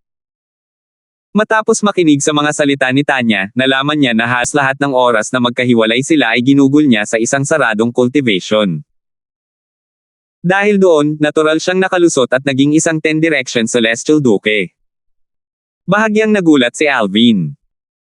Hindi nakakapagtaka na ang 1,000 Phantom's Ice Foxes ay napakabihira na minsan lang sila lumilitaw sa 1,000,000 taon. Ang kanyang mga kapangyarihan ay hindi kapanipaniwala. Batay sa kung gaano kabilis naging isang 10 Direction Celestial Duke si Tanya nang walang anumang panlabas na tulong, medyo sigurado si Alvin na walang sinuman sa Spirit Overarching Heaven ang makakapantay sa bilis ng cultivation ni Tanya. Maya-maya, naalala ni Alvin ang isa pang mahalagang bagay. Nagtanong siya, Tanya, mayroon ka na bang naiintindihang batas? Tumanggaw si Tanya. Anong batas ang naunawaan mo? Nagtatakang tanong ni Alvin habang nagliliwanag ang kanyang mga mata. 3,184. Ang batas ng kalawakan, sagot ni Tanya. Ang batas ng kalawakan. Nanlaki ang mga mata ni Alvin sa hindi makapaniwala. Hindi niya inaasahan na maiintindihan din nito ang batas na katulad niya. Gayunpaman, pagkaraan ng ilang sandali, naisip niyang hindi na ito nakakagulat. Ang Phantom Fox Clan ay kilala sa pagiging bihasa sa mga ilusyon. Bukod dito, bilang isang bihirang 1,000 Phantom's Ice Fox na lumilitaw lamang minsan sa 1,000,000 taon, natural lamang na mauunawaan niya ang batas ng kalawakan mula sa 4 na kataas-taasang batas. Ilang lalim na ang naunawaan mo? Tanong ni Alvin. 5 lalim, sagot ni Tanya. 5 lalim. Hindi na gaanong nagulat si Alvin gaya ng dati. Tutal, naunawaan na niya ang 7 lalim ng batas ng kalawakan at naunawaan pa niya ang isa sa mga lalim hanggang sa unang yugto. Muli siyang nagtanong, aling mga lalim ang naunawaan mo? Ang Teleportation DPT, ang Distortion DPT, ang Restraining DPT, ang Magnetic Storm DPT, at ang Creation DPT, tapat na sagot ni Tanya. Ang kalaliman ng magnetikong bagyo at ang kalaliman ng paglikha. Bahagyang nanlaki ang mga mata ni Alvin. Ito ang 2 lalim mula sa batas ng kalawakan na hindi pa niya nauunawaan. Mayroong 9 na lalim mula sa batas ng kalawakan, ang Space Elemental DPT, ang Teleportation DPT, ang Transportation DPT, ang Distortion DPT, ang Restraining DPT, ang Territory DPT, ang Cross-Dimensional/DPT, ang Magnetic Storm DPT, at ang Creation DPT. Tanya, 6 na lalim na ang naunawaan mo. Nakalimutan mo na ang tungkol sa fundamental na kalaliman, ang Space Elemental na kalaliman. Ngumiti si Alvin ng may ngisi. Hindi niya inaasahan na 6 na lalim na ang naunawaan niya, isang lalim na kulang sa mga lalim na naunawaan niya. Pagkatapos, nagtanong ulit siya, Tanya, mayroon ka bang naunawaan sa mga lalim hanggang sa unang yugto? Oo. Tumanggaw si Tanya. Kahit handa na ang isip, natulala pa rin si Alvin. Aling lalim ang naunawaan mo sa simula? Ang kalaliman ng paglikha, sagot ni Tanya. Ang Creation DPT ay isang pantulong na lalim ng batas ng kalawakan. Maaaring lumikha ang isang tao ng hindi bilang na espasyo upang lituhin ang kanyang mga kaaway. Ito ay halos kapareho ng mga epekto ng illusory formations. Bilang isang Thousand Phantoms Ice Fox, si Tanya ay may kaunting kalamangan pagdating sa creation profundity. Gayunpaman, hindi ko inaasahan na uunlad siya ng ganito kabilis. Nabigla si Alvin sa pag-unlad ni Tanya. Kasabay nito, nakaramdam siya ng ginhawa muli nang maisip niya ang dalawang lalaking nakasunod kay Tanya. Mabuti na lang at hindi nila alam na isa siyang Thousand Phantoms Ice Fox. Kung hindi, tiyak na aatakihin nila siya sa halip na sumunod na lang. Sa kanilang paglalakbay pabalik sa Imperial Tutor Pavilion, tinanong ni Alvin ang matanda tungkol sa mga cultivation base ng dalawang lalaki. Nalaman niya na ang isa sa kanila ay isang 7-star Celestial King at ang isa naman ay isang 8-trigram Celestial King. Kung aatakihin nila si Tanya, wala siyang magiging pagkakataon laban sa kanila. Dahil sinusundan nila siya, malinaw na naghihinala sila sa kanya kahit na hindi sila sigurado kung isa siyang Thousand Phantoms Ice Fox. Iniisip ko kung ipapaalam ba nila ito sa kahit sino sa kanilang mga miyembro.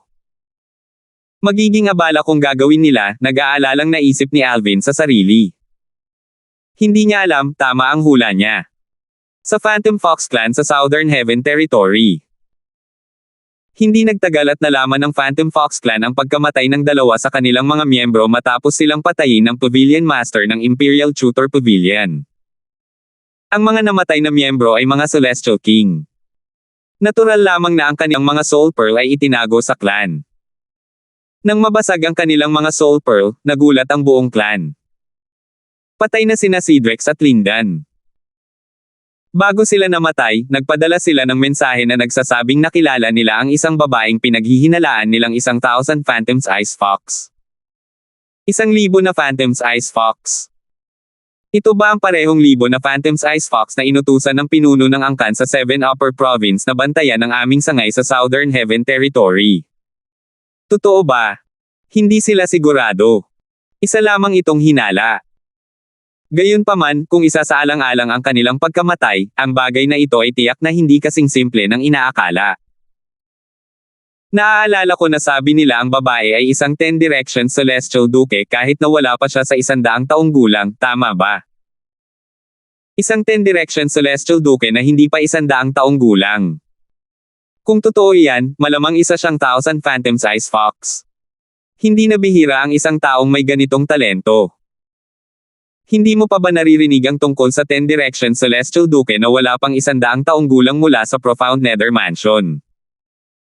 Bukod dito, sinasabing naunawaan na niya ang lahat ng siyam na lalim mula sa batas ng kalawakan.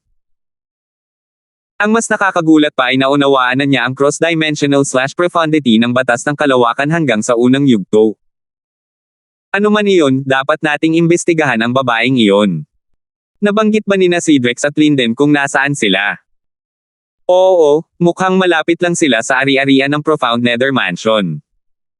Doon nakatira ang henyong iyon mula sa Profound Nether Mansion ngayon. Sa sandaling ito, 3 miyembro mula sa Phantom Fox Clan ang lumilipad sa himpapawid. Isang binata na nakasuot ng puting damit ang tila pinuno ng grupo. Bagamat maputi ang kanyang buhok at kilay, ang kanyang anyo ay parang isang taong nasa mga unang bahagi ng kanyang 20 anyos. Siya ang pinuno ng sangay ng Phantom Fox Clan sa Southern Heaven Territory at isa ring Celestial Lord. Kaya naman, sa kabila ng kanyang kabataan, siya ay lubos na iginagalang. Makikita ito sa ugali ng dalawang matandang lalaking lumilipad sa likuran niya.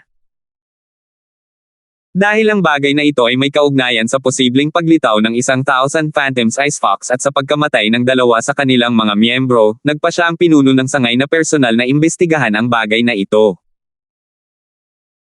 Ang pangunahing sangay ng Phantom Fox Clan ay matatagpuan sa 7 Upper Province ng Spirit Overarching Heaven, at ang Phantom Fox Clan sa Southern Heaven Territory ay isa lamang branch clan. 10 taon na ang nakalilipas, lahat ng sangay ng angkan ng Phantom Fox Clan ay nakatanggap ng mga utos mula sa pinuno ng angkan ng pangunahing sangay upang hanapin ang 1,000 Phantom's Ice Fox. Pinuno ng sangay, bakit sa tingin mo ay desperadong hinahanap ng pinuno ng angkan mula sa pangunahing sangay ang 1,000 Phantom's Ice Fox? Batay sa aking kaalaman, noon, tuwing may lilito na 1,000 Phantom's Ice Fox sa angkan, pinapalabas nila ito upang galugarin ang mundo. Kapag naging Celestial Emperor na ito, saka lamang ito papayagang bumalik sa angkan, tanong ng isa sa mga matatanda. Sa narinig ko, parang itong 1,000 Phantom's Ice Fox ay mula sa Davis Clan. Naiintindihan mo na ba? Mahinang sabi ng batang pinuno ng angkan. Ang Phantom Fox Clan ay hinati pa sa 3 clan, ang Dagger Clan, ang Davis Clan, at ang Woods Clan. Ang aming Dagger Clan ay palaging nananatili sa isang neutral na paninindigan, ngunit ang mga alitan sa pagitan ng Woods Clan at ng Davis Clan ay nagaganap na sa loob ng maraming taon. Aling angkan kaya ang magtatagumpay? Malakas na tanong ng isa pang matandang lalaki. Hindi natin gawain ang mag-isip-isip tungkol sa mga ganitong bagay. Ang mahalaga ay alamin natin kung ang babaeng nakilala ni Linden at Cedrex ay isang 1,000 Phantom's Ice Fox. Kung oo, ang ating sangay na angkan ay makakatanggap ng malaking gantimpala kapag naiulat natin ang bagay na ito sa pinuno ng pangunahing angkan, sabi ng binata habang ang kanyang mga mata ay kumikinang ng maliwanag sa pag-iisip ng mga gantimpala. Gayon din, lumiwanag din ang mga mata ng dalawang matanda nang maisip nila ang mga gantimpalang matatanggap nila kung mahahanap nila ang 1,000 Phantom's Ice Fox. Natural na walang kaalam-alam si Alvin na ang mga miyembro mula sa Phantom Fox Clan ay papunta na sa Profound Nether Mansion, lalo na ang katotohanan na ang pinuno ng sangay na isang Celestial Lord ay personal na dumating din. Sa sandaling ito, nawala sa kanyang isipan si Alvin. Dahil naunawaan ni Tanya ang batas ng kalawakan, dapat ay magagamit din niya ang Supreme Powerhouse Divinity. Balak niyang ibahagi ang Supreme Powerhouse Divinity sa kanya. Tutal, hanggat pinapanatiling malapit ang Supreme Powerhouse Divinity, makikita ng isang tao ang demonstrasyon ng batas ng kalawakan sa kanyang mga panaginip. Matapos niyang subukan kung gagana ang Supreme Powerhouse Divinity kay Tanya dahil hindi naman ito tao, natuklasan niya na gumagana ito kay Tanya. Kaya naman, sinabi niya, Tanya, dahil makakatulong sa iyo ang Supreme Powerhouse Divinity, matutulog ka habang ako ay naglilinang at gayon din ang kabaligtaran. Sige, makikinig ako sa iyo, kapatid na Alvin. Tumanggaw si Tanya nang may pagsunod. Si Tanya ay 1,000 Phantom Ice Fox. Ang kanyang likas na talento at kasanayan sa pag-unawa ay napakataas. Gamit ang mga Celestial Fruit na ibinigay ng matanda at ng Supreme Powerhouse Divinity, ang kanyang pag-unlad ay dapat na mas mabilis kaysa sa akin. Tiyak ito ni Alvin. Hindi siya naiinggit o nadismaya. Sa halip, tunay siyang masaya para kay Tanya. Dahil magkasama sila, makikinabang lamang siya kung lalakas si Tanya. Habang nagpapalitan sa paglilinang at pagtulog sina Alvin at Tanya, nakatanggap ng balita ang Mansion Master ng Profound Nether Mansion na bibisita ang branch leader ng Phantom Fox Clan. Sinabi na sa kanya ng Pavilion Master ng Imperial Tutor Pavilion na napatay niya ang 2 miyembro mula sa Phantom Fox Clan kaya agad siyang na-alerto tungkol sa pagbisita ng branch leader ng Phantom Fox Clan. Nang matanggap ang balitang ito, bahagyang nagulat ang matandang lalaki, ang Pavilion Master ng Imperial Tutor Pavilion.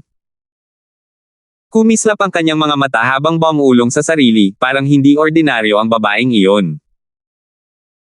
Maya-maya, sinabi ng matandang lalaki sa may-ari ng mansyon, kausapin mo siya at alamin kung ano ang nagdala sa kanya rito. Sige. Nang sa wakas ay nakilala ng Mansion Master ng Profound Nether Mansion ang branch leader ng Phantom Fox Clan, hindi na siya nagpaligoy-ligoy pa at nakangiting nagtanong, Brand Leader Dagger, maaari ko bang malaman kung bakit ka narito sa Profound Nether Mansion? Kung hindi ako nagkakamali, ito ang unang beses mong bumisita sa Profound Nether Mansion. Gayon din, hindi nagpaligoy-ligoy ang pinuno ng sangay ng Phantom Fox Clan at sumagot, Mansion Master Zong, pumunta ako rito dahil sa hinala namin na 2 sa mga miyembro ng aming angkan ang napatay sa labas ng ari-arian ng Profound Nether Mansion. Iniisip ko kung may alam ka ba tungkol dito. Totoo ba ito? Nagkunwari ang amo ng mansyon na may pagtataka sa kanyang mukha. Pagkatapos, nagtanong siya ng may kunot-noo, pero ano ang ginagawa ng mga miyembro ng Phantom Fox Clan sa labas ng estate ng Profound Nether Mansion? Tinutulungan ba nila ang Blood Skull Gang? Ang Blood Skull Gang. Tumaas ang kilay ng pinuno ng sangay. May 3 assassin mula sa Blood Skull Gang na nakatambay sa labas ng aming mansyon. Posible kayang may nakaalitan ang mga tauhan ninyo sa mga assassin. Malakas na haka-haka ng amo ng mansyon. 3,185. 3 assassin mula sa Blood Skull Gang. Napataas ang kilay ng branch leader ng Phantom Fox Clan nang marinig ang mga sinabi ng Mansion Master ng Profound Nether Mansion. Mansion Master Zong, bakit mo hinahayaang magtagal ang mga assassin mula sa Blood Skull Gang sa labas ng estate ng iyong mansyon? Wala tayong magagawa dahil wala naman silang ginagawang masama. Bukod pa rito, ang Blood Skull Gang ay isa sa mga nangungunang organisasyon ng mga assassin sa Southern Heaven Territory. Hindi mo sila kailangang saktan, walang mabuting dahilan, sagot ng Mansion Master. Nandito ba sila dahil kay Alvin? Tanong ng pinuno ng sangay, si Alvin ng inyong Profound Nether Mansion ay kahanga-hanga, kaya kahit ako na bihirang umalis sa Phantom Fox Clan ay narinig na isa siyang 10 Direction Celestial Duke na nakaunawa sa lahat ng 9 na kalaliman mula sa batas ng kalawakan kahit na wala pa siyang 100 taong gulang. Bukod dito, naunawaan na niya ang cross-dimensional/profundity hanggang sa unang yugto. Pinuno ng sangay Dagger, mukhang medyo may alam ka na tungkol kay Alvin. Gayunpaman, medyo luma na ang iyong impormasyon. Hindi na isang 10 Direction Celestial Duke si Alvin. Nagkaroon na siya ng malaking tagumpay at isa na siyang Celestial King, nakangiting sabi ng Mansion Master. Nakapagtagumpay na siya at naging isang Celestial King. Nagulat ang pinuno ng sangay. Maya-maya, natanto niya. Hindi nakakapagtaka na walang balita tungkol sa pagpasok niya sa Middle Realm ng Southern Heaven Ancient Territory. Akala ko hindi lang siya nakapasok sa Middle Realm dahil walang makakatapat sa kanya doon. Hindi ko inaasahan na siya ay naging isang Celestial King. Mansion Master Zong, maaari ko ba siyang makilala?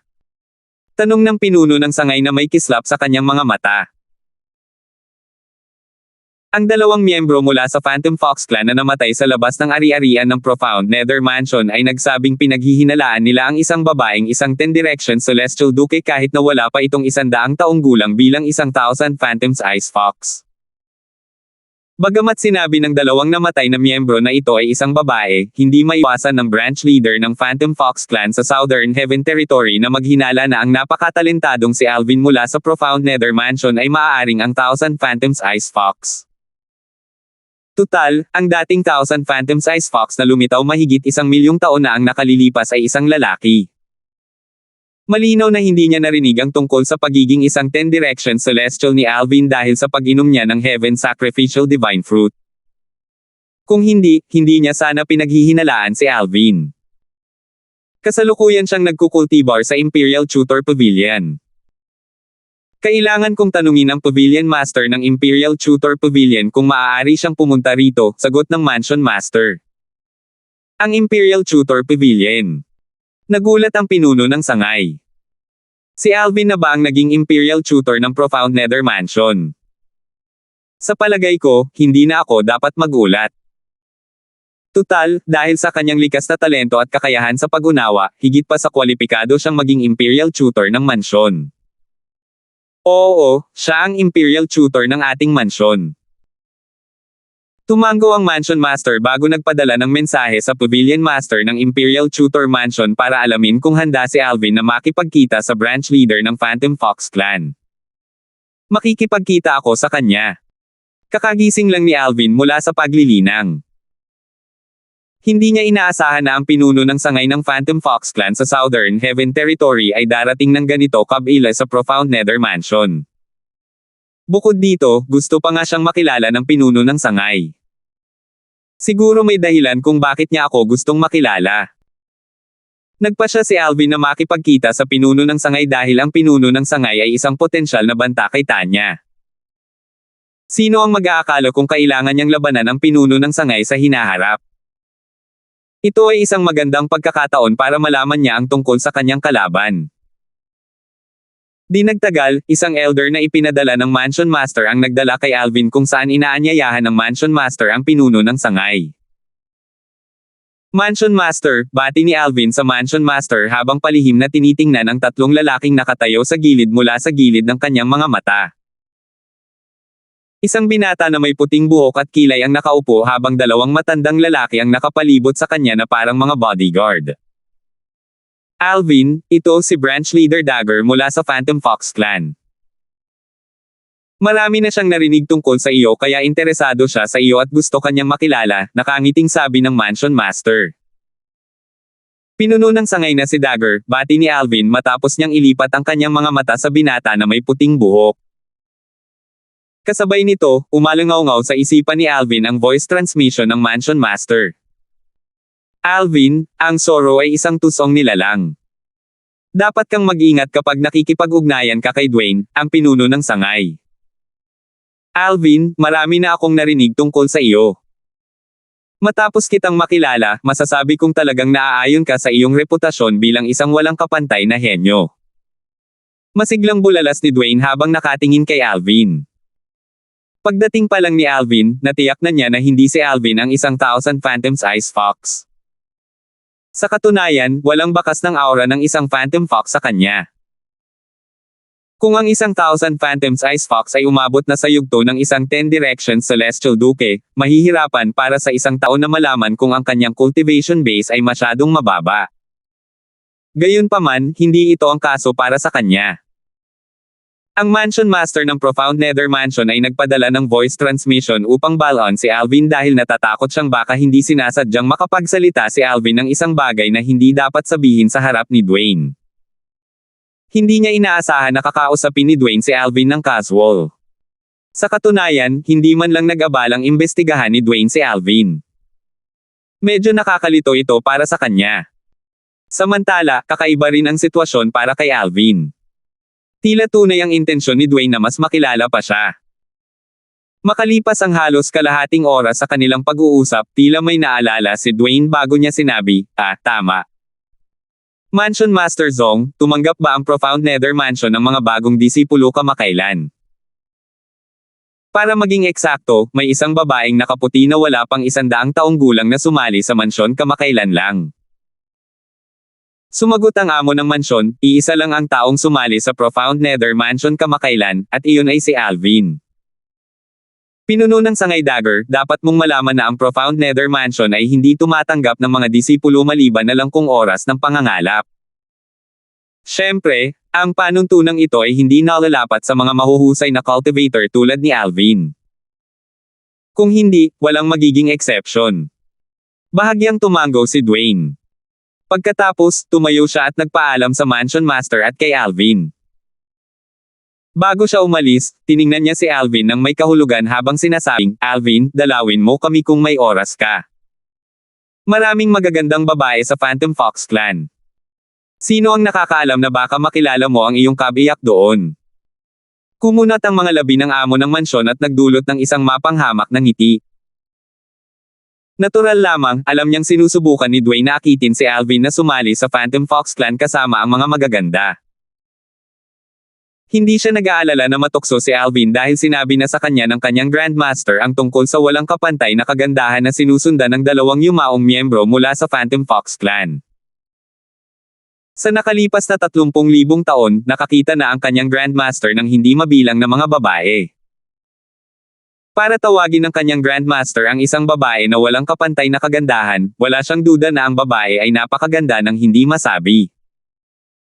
Pinuno ng sangay Dagger, ako ay isang lalaking may asawa at isang anak na lalaki at babae.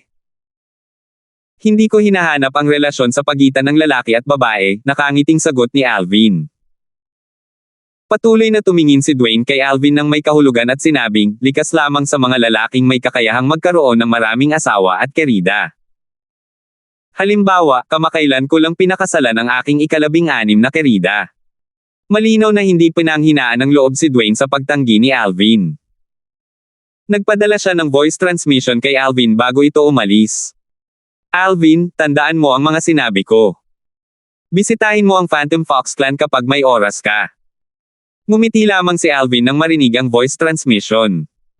Bakit biglang naging matchmaker ang branch leader ng Phantom Fox Clan?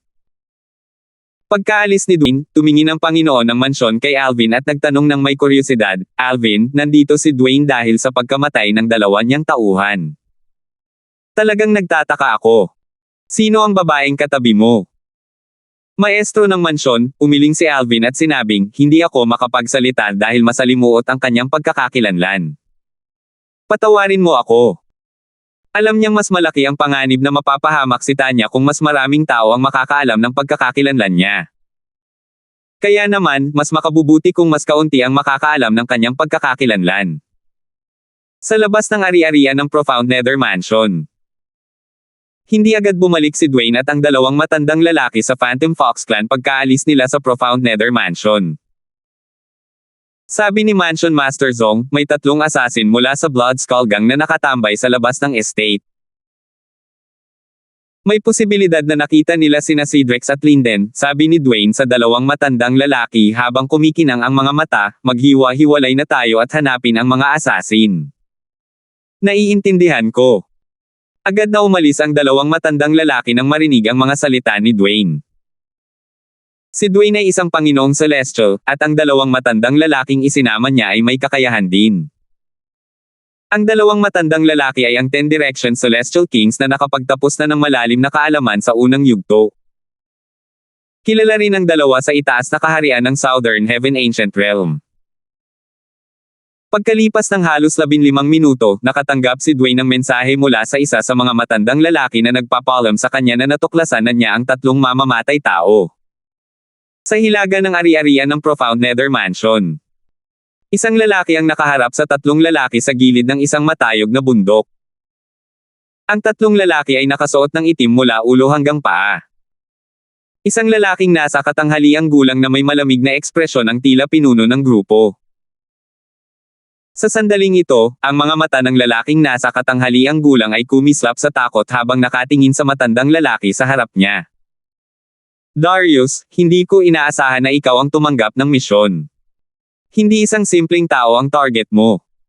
Halatang nagulat ang matanda nang makita niya ang lalaking nasa katanghaliang gulang. Base sa mga sinabi niya, malinaw na pamilyar siya sa lalaking nasa katanghaliang gulang. "Hilary, anong ginagawa mo rito?" Seryosong tanong ni Darius, ang lalaking nasa katanghaliang gulang. "Hilary." Nang marinig ang mga salita ni Darius, agad na nanlaki ang mga mata ng dalawang lalaking nakaitim na nakatayo sa likuran niya. Kung nandito lang si Alvin, makikilala niya ang dalawang lalaking nakatayo sa likod ni Darius. Ang dalawang lalaki ay ang mga mamamatay tao na ipinadala sa emperador ng Jade upang patayin siya noon. 3,186. Sa dalawang assassin ng Blood Skull Gang na ipinadala sa Jade Emperor Heaven upang patayin si Alvin, isa sa kanila ay si Von, ang assassin na nag-aabang kay Alvin sa labas ng ari-arian ng Simplicity Celestial Sect. Noong panahong iyon, matagumpay na nakatakas si Alvin gamit ang isang Wind Shadow Escape Talisman. Noon pa man ay itinuturing niyang isang malaking kahihiyan ang kanyang pagkabigong patayin si Alvin sa labas ng ari-arian ng Simplicity Celestial Sect. Nakaramdam siya ng hiya. Mas lalo pang tumindi ang kahihiyang naramdaman niya nang patayin niya si Alvin sa Jade Emperor ngunit muling nabigo sa kanyang misyon. 2 beses nang nakatakas si Alvin sa ilalim ng kanyang ilong. Sa pagkakataong ito, upang matiyak ang tagumpay ng misyon, bukod sa pagpapadala kay Von at sa 9 Palaces Celestial King na sumama rin sa kanya sa Jade Emperor Heaven, ang Blood Skull Gang ay nagpadala rin ng isa sa kanilang mga piling assassin. Ang piling ito ay walang iba kundi si Darius Ito, ang pinakamalakas na assassin na mas mababa sa mga nasa yugto ng isang Celestial Lord sa Blood Skull Gang. Si Darius, ang mamamatay tao mula sa Blood Skull Gang, ay medyo kilala sa itaas na kaharian ng Southern Heaven Ancient Realm dahil naunawaan niya ang lahat ng 9 na lalim mula sa batas ng hangin. Naunawaan pa niya ang isang lalim hanggang sa unang yugto. Hilary. Siya ang nakaunawa sa lahat ng lalim mula sa batas ng metal at nakaunawa rin sa kalaliman ng liwanag at anino hanggang sa unang yugto, tama ba? Nagtinginan sina Von at ang hari ng langit ng 9 na palasyo na katabi niya at nakita nila ang gulat sa mga mata ng isa't isa. Sikat si Hilary. Bagamat ang bilang ng mga lalim na naunawaan niya at ang bilang ng mga lalim na naunawaan niya sa simula ay katulad ni Darius, walang alinlangan na mas malakas siya kaysa kay Darius. Kung tutuusin, si Darius ay tao lamang habang si Hilary ay may maraming misteryoso at kamangha-manghang mga pamamaraan na magagamit niya dahil sa kanyang pagkakakilanlan bilang isang Phantom Fox. Higit sa lahat, natalo na niya si Darius dati sa itaas na kaharian ng Southern Heaven Ancient Realm. Sumagot si Hilary kay Darius, nandito ako kasama ang pinuno ng ating sangay. Pagkatapos niyang magsalita, umatras siya ng ilang hakbang at yumuko na parang may naramdaman siya. Sa sumunod na sandali, isang figure ang biglang lumitaw na parang multo sa harap ni Hilary. Ito ay walang iba kundi si Dwayne, ang pinuno ng sangay ng Phantom Fox Clan. Whoosh! Swoosh! Pagkalabas ni Dwayne, isa pang figure ang lumitaw sa likuran niya, sa tabi ni Hilary. Zohan! Gulat na bulalas ni Darius, at nanlaki ang mga mata niya nang makita ang matandang kararating lang. Zohan! Gayon din, nanlaki rin ang mga mata ng dalawang lalaking nakatayo sa likuran ni Darius nang makita nila ang matatandang nakatayo sa tabi ni Hilary. Ang lakas ni Zohan ay kapantay ni Hilary, at kasing sikat din siya sa itaas na kaharian. Bukod dito, isa rin siyang Phantom Fox tulad ni Hilary. Hindi ba't sinabi ni Hilary na sumama siya sa pinuno ng kanyang sangay? Ang isa pang matandang lalaki ay si Zohan. Kung gayon, ang binatang ito na nakatayo sa harap nila ay dapat na. Nagpalitan ng tingin sina Von at ang hari ng langit ng Siyam na palasyo habang nag-uusap sila sa pamamagitan ng voice transmission. Samantala, si Darius na nakatayo sa harap ng dalawang mamamatay tao ay magalang na bumati sa binata na may puting buhok, binabati ni Darius ng Blood Skull Gang si Lord Dwayne. Nang makita niya ang binata, alam niyang ang binata ang pinuno ng sangay ng Phantom Fox Clan. Nang makita ito, sumunod din si Von at ang isa pang mamamatay tao at magalang na binati si Dwayne, pagbati, Panginoong Dwayne. Dahil sa harap ng pinuno ng sangay ng Phantom Fox Clan, sina Von at ang isa pang mamamatay tao ay wala man lang kwalipikasyon para sabihin ang kanilang mga pangalan. Darius. Tinaas ni Dwayne ang isang kilay habang nakatingin kay Darius ng may pagtataka. Para palayasin ka ng Blood Skull Gang, sino kaya ang target mo? Alam ni Dwayne na si Darius ay itinuturing na isa sa mga nangungunang mamamatay tao sa Blood Skull Gang. Alam din niya na si Darius ay tinatawag na Celestial King Killer sa Southern Heaven Territory. Bagamat maraming Celestial King ang kayang makipaglaban kay Darius ng pantay-pantay, napakakaunti ng mga taong makakataka sa kanyang pagpatay. Hanggang ngayon, hindi pa nabigo si Darius na patayin ang lahat ng kanyang mga target na nasa ibaba ng antas ng isang Celestial Lord. Panginoong Dwayne, hindi sekreto ang target ko, sagot ni Darius, si Alvin iyon ng Profound Nether Mansion. Alvin. Bahagyang nagulat si Dwayne. Kilala ko siya. Pero, hindi mo ba iniisip na sobra na para sa Blood Skull Gang na ipadala ka sa misyong ito? Isinugo ng Blood Skull Gang si Darius upang patayin ang isang binata na hindi pa nga umaabot ng 100 taong gulang at kakagaling lang sa Celestial King. Hindi maiwasan ni Dwayne na maramdaman na masyadong sineseryoso ng Blood Skull Gang ang bagay na ito. Panginoong Dwayne, maaaring hindi mo alam, ngunit dati, si Von, ang siyam na hari ng langit sa likuran ko, ay nabigo sa kanyang pagtatangka na patayin si Alvin. Kalaunan, ipinadala ng Blood Skull Gang ang dalawang mamamatay tao sa likuran ko papunta sa Jade Emperor Heaven, ngunit nabigo sila na matagpuan siya. Batay sa mga salita ni Darius, malinaw na hindi niya alam na si Von at ang siyam na hari ng langit sa Nine Palace ay, sa katunayan, ay nakatagpo ni na Alvin sa Jade Emperor Heaven at hindi sinasadyang hinayaan itong makatakas. Dati, itinago ni na Von at ng kanyang kasama ang kanilang engkwentro kay Alvin sa Jade Emperor Heaven mula sa Blood Skull Gang upang maiwasan ang parusa. Tutal, dahil sa kanilang kapabayaan kaya nakatakas si Alvin. May kaunting bahid ng pagkagulat na makikita sa mukha ni Dwayne. Pumunta sila sa Jade Emperor Heaven para patayin si Alvin. Galing ba sa Jade Emperor Heaven si Alvin? Umiling si Darius habang sinasabing, hindi. Bumibisita lang siya sa Jade Emperor Heaven. Lord Dwayne? malamang narinig mo na ang tungkol sa reincarnated Celestial Emperor na nagbabalak makuha ang Heaven Sacrificial Divine Fruit sa Jade Emperor Heaven, tama ba? Ang ibig mong sabihin ay si Alvin ang muling nagkatawang tao na Celestial Emperor. Tumaas ang kilay ni Dwayne. Oo nga't narinig na niya ang balitang ito noon, ngunit hindi niya kinumpirma ang katotohanan nito. Hindi. Umiling si Darius.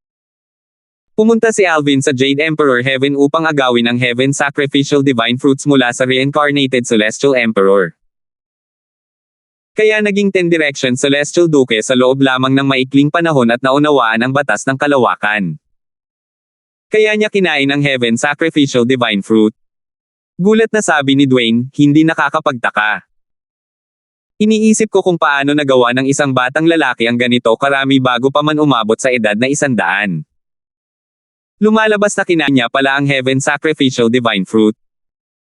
Maya-maya, tila may naalala si Dwayne kaya nagtanong siya, nabalitaan kung ang Heaven Sacrificial Divine Fruit ay nagbibigay daan lamang sa isang tao na maunawaan ang 7 lalim ng isang batas, hindi ba? Paano niya nagawang maunawaan ang lahat ng 9 na lalim mula sa batas ng kalawakan? Bukod dito, naunawaan na rin niya ang cross-dimensional/profundity ng batas ng kalawakan hanggang sa unang yugto. Hindi ako sigurado. Marahil, ang kanyang likas na talento at pangunawa ay mataas na sa simula pa lang, sagot ni Darius. Mula sa simula hanggang ngayon, siya ay magalang at maingat kapag kinakausap niya si Dwayne. Bahagyang tumango si Dwayne. Pagkatapos, tumingin siya kay Darius at sa wakas ay nagtanong, nakita mo ba ang 2 taong ito malapit sa estate ng Profound Nether Mansion kamakailan? Habang nagsasalita siya, ikinumpas niya ang kanyang kamay at itinuro ang espasyo sa tabi niya. Agad na lumitaw ang 2 figure na parang totoong tao. Kung naroon si Alvin, makikilala niya ang 2 lalaki. Ang 2 lalaki ay walang iba kundi ang 2 Phantom Foxes na nahuli niyang nakasunod kay Tanya. Hiniling niya sa Pavilion Master ng Imperial Tutor Pavilion na patayin ang 2 lalaki. Nakita ko na sila. Tumango si Darius nang makita ang mga larawan ng 2 lalaki. Kanina lang, nakita namin silang sinusundan ng isang babaeng nakaputi. Gayunpaman, dahil wala kaming conflict of interest, hindi namin sila pinansin. Galing sila sa aking Phantom Fox clan. Patay na sila at huling nakita malapit sa ari-ariang Profound Nether Mansion. Pinaghihinalaan kung may pumatay sa kanila sa labas ng ari-arian ng Profound Nether Mansion. Habang nagsasalita si Dwayne, napakalamig ng kanyang ekspresyon na parang bumagsak ang temperatura sa paligid. Nang marinig ang mga salita ni Dwayne, ang ekspresyon ng 3 mamamatay tao mula sa Blood Skull Gang ay lubhang nagbago. Panginoong Dwayne, kahit nakita namin sila, hindi kami gumawa ng aksyon laban sa kanila. Panginoong Dwayne, maaari po naming isumpa na wala kaming kinalaman sa kanilang pagkamatay. Sa oras na ito, sunod-sunod na sumigaw ng may pag-aalala sina Von at ang isa pang mamamatay tao. Napansin ng 2 na hinahanap sila ni Dwayne dahil pinaghihinalaan ni Dwayne na may kinalaman sila sa pagkamatay ng kanyang mga tauhan. Hindi tulad ng 2 na nawalan na ng kontrol, mabilis na bumalik sa dati si Darius at tapat na sinabi, Lord Dwayne, ang Blood Skull Gang ay pumapatay lamang kapag nakatanggap kami ng trabaho o kung may nang-aasar sa amin. Hindi kami pumapatay ng walang dahilan. Bukod dito, ang aming Blood Skull Gang ay hindi tumatanggap ng mga trabahong tumatarget sa mga miyembro ng Phantom Fox Clan. Ma'am, iyon din ang iniisip ko. Bahagyang tumango si Dwayne. Nawala ang malamig na ekspresyon sa kanyang mukha nang sabihin niya, sabi mo sinusundan nila ang babaeng nakaputi. Alam mo ba kung bakit sila nasa labas ng estate ng Profound Nether Mansion? Sinasabi sa kanya ng kanyang likas na ugali na ang pagkamatay ng 2 lalaki ay may kinalaman sa babaeng nakaputi na posibleng 1,000 Phantom's Ice Fox. Hindi talaga namin alam, umiling si Darius at sinabing, nanatili lang ang babaeng iyon sa labas ng estate at tiningnan ito na parang may hinihintay. Parang may hinihintay siya. Pinaikit ni Dwayne ang kanyang mga mata. Ibig sabihin ba nito ay mayroon siyang kakilala sa Profound Nether Mansion? Kung wala siyang hinihintay, wala na akong maisip na dahilan para mapunta siya roon, sabi ni Darius. Alam mo ba kung ano ang hitsura niya? Nakita mo ba siya ng maayos? Tanong muli ni Dwayne. Hindi ko masyadong pinansin. Bukod pa rito, natatakpan ng sombrerong kawayan at belo ang mukha niya kaya hindi ko siya nakita. Ang alam ko lang ay nakasuot siya ng puting damit at elegante ang tindig niya. Umiling si Darius. Panginoong Dwayne. Biglang sigaw ni Von sa sandaling ito na parang may naalala siya. Tumingin si Dwayne kay Von nang may pag-aalinlangan. Panginoong Dwayne, nabasa ko na ang lahat ng impormasyon tungkol kay Alvin na nakalap ng Blood Skull Gang. Naaalala kong nabasa ko na si Alvin ay nagmula sa hangganan ng Southern Heaven Territory. Sa hangganan, sinasabing kasama niya ang isang babaeng nakasuot ng puting damit na may sombrerong kawayan at belo. 3,187. Sigurado ka ba? Pinaikit ni Dwayne, ang pinuno ng sangay ng Phantom Fox Clan, ang kanyang mga mata pagkasabi ni Von. Opo, Panginoong Dwayne. Tiwala na tumango si Von. Panginoong Dwayne, kung hindi kayo naniniwala sa akin, hindi ninyo maaaring imbestigahan ang bagay na ito. Sa 6 na team silangang rehiyon ng hangganan, si Alvin ay may medyo katanyagan. Maraming tao ang nakakaalam na kasama niya ang isang walang kapantay na kagandahan. Tuwing lumalabas sila, palagi siyang nakasuot ng belo at sombrerong kawayan. Hindi mahirap hulaan na nakasuot siya ng belo at sombrero upang itago ang kanyang kagandahan upang maiwasan ang hindi kinakailangang gulo. Mabuti. Iimbestigahan ko ang bagay na ito. Sundan mo ako pabalik sa Phantom Fox Clan. Kung ang bagay ay katulad ng inilarawan mo, hindi kita pakikitunguhan ng hindi patas. Pagkatapos ng maikling paghinto, ang tingin ni Dwayne kay Von ay naging malamig habang patuloy na sinasabi, gayunpaman, kung matuklasan kung nagsinungaling ka sa akin. Huwag mo nang isipin na iwanang buhay ang Phantom Fox Clan. Nang marinig ang mga salitang ito, tila hindi kinabahan si Von. Kalmado niyang sinabi, Lord Dwayne, wala akong pagtutol sa pagsunod sa iyo sa Phantom Fox Clan. Gayunpaman, kailangan mo munang ipaalam sa aming organisasyon. May paraan ako para kontakin ang inyong vice leader.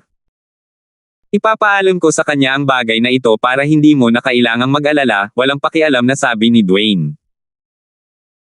Pagkatapos, tumango siya kay Darius bago niya at ng 2 matandang lalaki isinama si Von pabalik sa Phantom Fox Clan. Nanatiling tahimik si Darius nang ilabas ni Dwayne si Von. Alam niyang walang saysay ang magsalita pa. Tutal, wala naman siyang kakayahang pigilan si Dwayne. Lalo na si Dwayne, hindi niya man lang kayang pigilan ang 2 matandang lalaki mula sa Phantom Fox Clan sa isang direktang laban. Masyadong misteryoso ang mga teknik mula sa Phantom Fox Clan. Nakipagpalitan na siya ng suntok kay Hilary dati. Bagamat halos pareho ang kanilang cultivation base, ang celestial weapons, at ang dami ng lalim na kanilang naunawaan, mas naungusan pa rin si Hilary dahil sa likas na divine ability ng Phantom Fox Clan. Pagkaraan ng ilang sandali, sa wakas ay sinabi ni Darius sa natitirang mamamatay tao na nakatayo sa likuran niya, magpadala ka ng mensahe kay Vice Leader Chen at ipaalam sa kanya ang insidenteng ito. Tumango ang mamamatay tao at agad na ginawa ang sinabi sa kanya. Ang Blood Skull Gang ay mayroong higit sa isang vice leader. Hindi sigurado si Darius kung sinong vice leader na si Dwayne ang kilala. Sa huli, nagpasya siyang iulat ang bagay na ito kay Casper, isa sa mga vice leader ng Blood Skull Gang. Ito ay dahil si Casper ang kasalukuyang namamahala sa misyon tungkol kay Alvin. Samantala, si Hilary na nasa likuran ni Dwayne ay hindi napigil ang magsabi, Panginoong Dwayne, kung nagsasabi ng totoo si Von, dapat kasama ni Alvin ang babaeng iyon sa ari-arian ng Profound Nether Mansion sa sandaling ito. Sumagot si Zohan, bukod pa rito, malamang na ang Profound Nether Mansion ang may pananagutan sa pagkamatay ng ating 2 tauhan. Gayunpaman, lahat ng ito ay haka-haka lamang at walang ebidensya. Huwag mong sabihin sa akin na sa tingin mo ay maaari tayong basta-basta sumugod sa Profound Nether Mansion nang walang anumang ebidensya. Walang pakialam na sabi ni Dwayne. Nang marinig ang mga salitang ito, natahimik ang 2 matanda. Nagpatuloy si Dwayne sa pagsasabing, maraming 6 na baitang na celestial mansion sa ilalim ng 10 major clans at top 5 sects sa Southern Heaven Territory, pero ang tanging baitang 6 na celestial mansion na nagpapabahala sa akin ay ang Profound Nether Mansion. Sandali siyang tumigil bago niya sinabi, minsan ay sinabi sa akin ng aking ama na mayroong isang makapangyarihang nakatagong Celestial Lord sa Profound Nether Mansion na ang lakas ay halos maihahambing sa isang may titulong Celestial Lord. Sa katunayan, ang kanyang lakas ay maihahambing sa ilan sa mga pinuno ng 10 pangunahing angkan. Nang marinig ang mga salita ni Dwayne, nanlaki ang mga mata ni Hilary, Zohan, at maging si Von sa gulat at takot. Dapat malaman na ang mga pinuno ng 10 major clans ay pawang makapangyarihang Celestial Lords. Hindi sila maaasahang maihahambing sa mga ordinaryong Celestial Lords. Paano sila hindi mabibigla at matatakot nang marinig nila na ang Profound Nether Mansion ay maaaring mayroong isang powerhouse na may ganitong lakas? Sinabi ni Dwayne, sinasabing ang nakatagong makapangyarihang pinuno ay ang Pavilion Master ng Imperial Tutor Pavilion sa Profound Nether Mansion. Kung pag-uusapan ng seniority, siya ang dapat na Grandmaster ng Mansion Master ng Profound Nether Mansion. Ang Pavilion Master ng Imperial Tutor Pavilion. Nanlaki ang mga mata ni Hilary nang sabihin niya, pinuno ng sangay, kung hindi ako nagkakamali, hindi ba't sinabi ng Mansion Master ng Profound Nether Mansion kanina na si Alvin na ngayon ang Imperial Tutor ng Profound Nether Mansion? Hindi ba't nangangahulugan ito na si Alvin ay nasa ilalim ng proteksyon ng nakatagong makapangyarihang iyon? Ang kanyang mga mata ay puno ng pangamba at pag-iingat nang magsalita siya. Ngayon mo lang naisip yan. Umiling si Dwayne. Bukod pa sa wala tayong ebidensya, kahit may ebidensya pa tayo, wala rin namang magiging epekto yon. Sa totoo lang, hindi kailangang matakot ang Profound Nether Mansion sa ating Phantom Fox Clan. Kahit ang pinagsamang puwersa ng 3 sangay ng Phantom Fox Clan ay maaaring hindi sapat para takutin ang Profound Nether Mansion. Bilang pinuno ng sangay ng Phantom Fox Clan sa Southern Heaven Territory, alam na alam ni Dwayne ang lakas ng Profound Nether Mansion. Alam niyang ang Profound Nether Mansion ay isa sa pinakamalakas na puwersa sa Southern Heaven Territory na nasa ilalim ng ika-5 baitang. Natural lang, hindi gaanong maraming tao ang nakakaalam nito. Napakalakas ng Profound Nether Mansion, pero nang-ahas pa rin ang Azure Green Mansion na kalabanin sila. Tanong ni Zohan. Nabalitaan na niya ang tungkol sa alitan sa pagitan ng Profound Nether Mansion at ng Azure Green Mansion. Tunay ngang mayroong alitan sa pagitan ng 2 Grade 6 Celestial Mansions, at ang kanilang mga miyembro ay mag-aaway kapag nagkita-kita. Gayunpaman, may narinig ka na bang anumang malalakas na elite mula sa alinmang mansyon na namamatay? Ang tunggalian ay isang maliit na bagay lamang. Sa palagay mo ba ay yumuyuko ng ganoon kababa ang nakatagong powerhouse mula sa Profound Nether Mansion at makikialam sa mga ganitong maliliit na bagay? Tumango si Zohan. Tunay nga, paano nga ba makakapagdesisyon ang isang makapangyarihang piling tao na maihahalin tulad sa mga tinatawag na Celestial Lord na makialam sa ganitong kaliit na bagay? Nang marinig ang mga pag-uusap ng mga miyembro ng Phantom Fox Clan, nakaramdam si Von ng kilabot. Hindi niya alam na ang Profound Nether ay nakakatakot pala. Ang Profound Nether Mansion ay napakalakas. Ang lakas ng kanilang Pavilion Master ay maihahambing pa sa ilan sa mga pinuno ng 10 pangunahing angkan. Bukod dito, si Alvin na ngayon ang Imperial Tutor ng Profound Nether Mansion. Hindi niya inaasahan na magkakaroon si Alvin ng ganitong pagkakakilanlan. Patuloy na iniisip ni Von ang sarili habang lumalabas ang malamig na pawis sa kanyang noo, kung napatay natin si Alvin sa labas ng estate ng Profound Nether Mansion, hindi ba gagantay ang Pavilion Master kapag nalaman niya ito? Kailangan kong ipaalam ito sa Vice Leader. Kailangan nating imbestigahan ng mabuti ang bagay na ito bago tayo gumawa ng aksyon. Sigurado akong alam ng Vice Leader ang tungkol sa nakatagong powerhouse ng Profound Nether Mansion.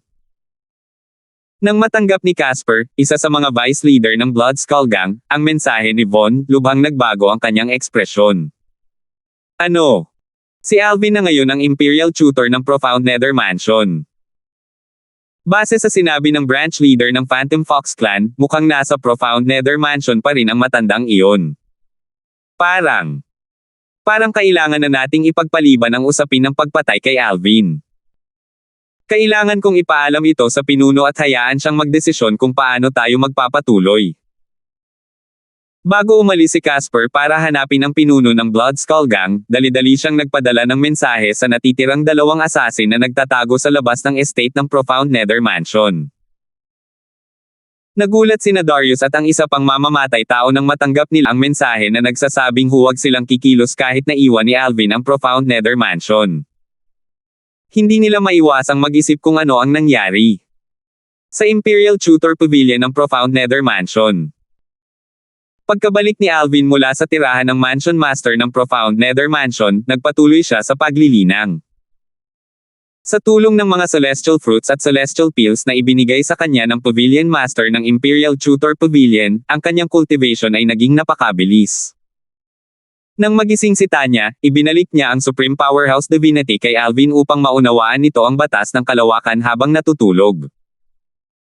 Paulit-ulit na ginawa ng dalawa ang siklong ito habang lumilipas ang oras. Pagkatapos ng kalahating buwan, tuluyan nang naabsorb ni Tanya ang bisa ng Ice King Celestial Fruit at Fire King Celestial Fruit at maayos na naging isang one basic Celestial King. Tulad ng inaasahan sa 1,000 Phantom's Ice Fox. Hindi lang mabilis ang kanyang cultivation speed, kundi mabilis din niyang naabsorb ang bisa ng Celestial Fruits. Madamdaming buntong hininga ni Alvin nang matuklasan ang tagumpay ni Tanya matapos itong magising. Malapit nang ipagpatuloy ni Alvin ang kanyang cultivation nang bigla siyang nakatanggap ng mensahe mula sa Mansion Master ng Profound Nether Mansion. Alvin, nakatanggap lang ako ng balita tungkol sa Phantom Fox Clan. Pagbalik niya sa clan, ipinadala ni Dwayne ang ilan sa kanyang mga tauhan sa hangganan ng Southern Heaven Territory. May kinalaman ba ito sa babaeng katabi mo? Ang hangganan. Nanliit ang mga mata ni Alvin nang marinig ang mensahe. Mukhang may alam ang pinuno ng sangay. Sigurado akong may kinalaman ito sa Blood Skull Gang. Hindi mahirap para sa kanya na hulaan kung paano nalaman ng Phantom Fox Clan ang tungkol sa kanyang koneksyon sa hangganan. Kumislap ang kanyang mga mata na may balak pumatay habang bumuulong sa sarili, kung alam ko lang na mangyayari ito, dapat hinayaan ko na lang sana ang Pavilion Master na patayin ang tatlong assassin na iyon. Pagkaraan ng ilang sandali, sa wakas ay sumagot siya sa Mansion Master ng Profound Nether Mansion, Mansion Master, kami ng kasama ko ay galing sa Borderland. Gusto mo bang magpadala ng isang tao para patayin ang mga miyembro ng Phantom Fox Clan na papunta sa hangganan? Dahil ang pinuno ng sangay ang nagpadala sa kanila doon, malamang ay may alam siyang impormasyon at ipinadala niya ang kanyang mga tauhan doon para beripikahin ang impormasyon, tanong ng pinuno ng mansyon. Malinaw na kailangan lang sabihin ni Alvin ang salita, at magpapadala siya ng mga tao para harapin ang mga miyembro ng Phantom Fox Clan. Hindi na kailangan yan, sagot ni Alvin sa mensahe ng amo ng mansyon, hayaan silang mag-imbestiga. Kahit patayin pa natin ang kanilang mga tauhan, magpapadala lang sila ng mas maraming tauhan para imbestigahan ang bagay na ito. Bagamat mukhang kalmado sa labas si Alvin, sa loob niya ay nakakaramdam siya ng krisis. Talagang inimbestigahan ng mabuti ng Blood Skull Gang ang aking pinagmulan. Dahil inimbestigahan pa nila ang hangganan, malamang alam na nila ang tungkol kay Tanya. Tiyak na nakita rin siya ng tatlong assassin na nasa labas ng estate noong nasa labas pa siya ng estate. Hanggat tinatanong ng Phantom Fox Clan ang tatlong assassin na iyon, tiyak na malalaman nilang kasama ko na si Tanya ngayon.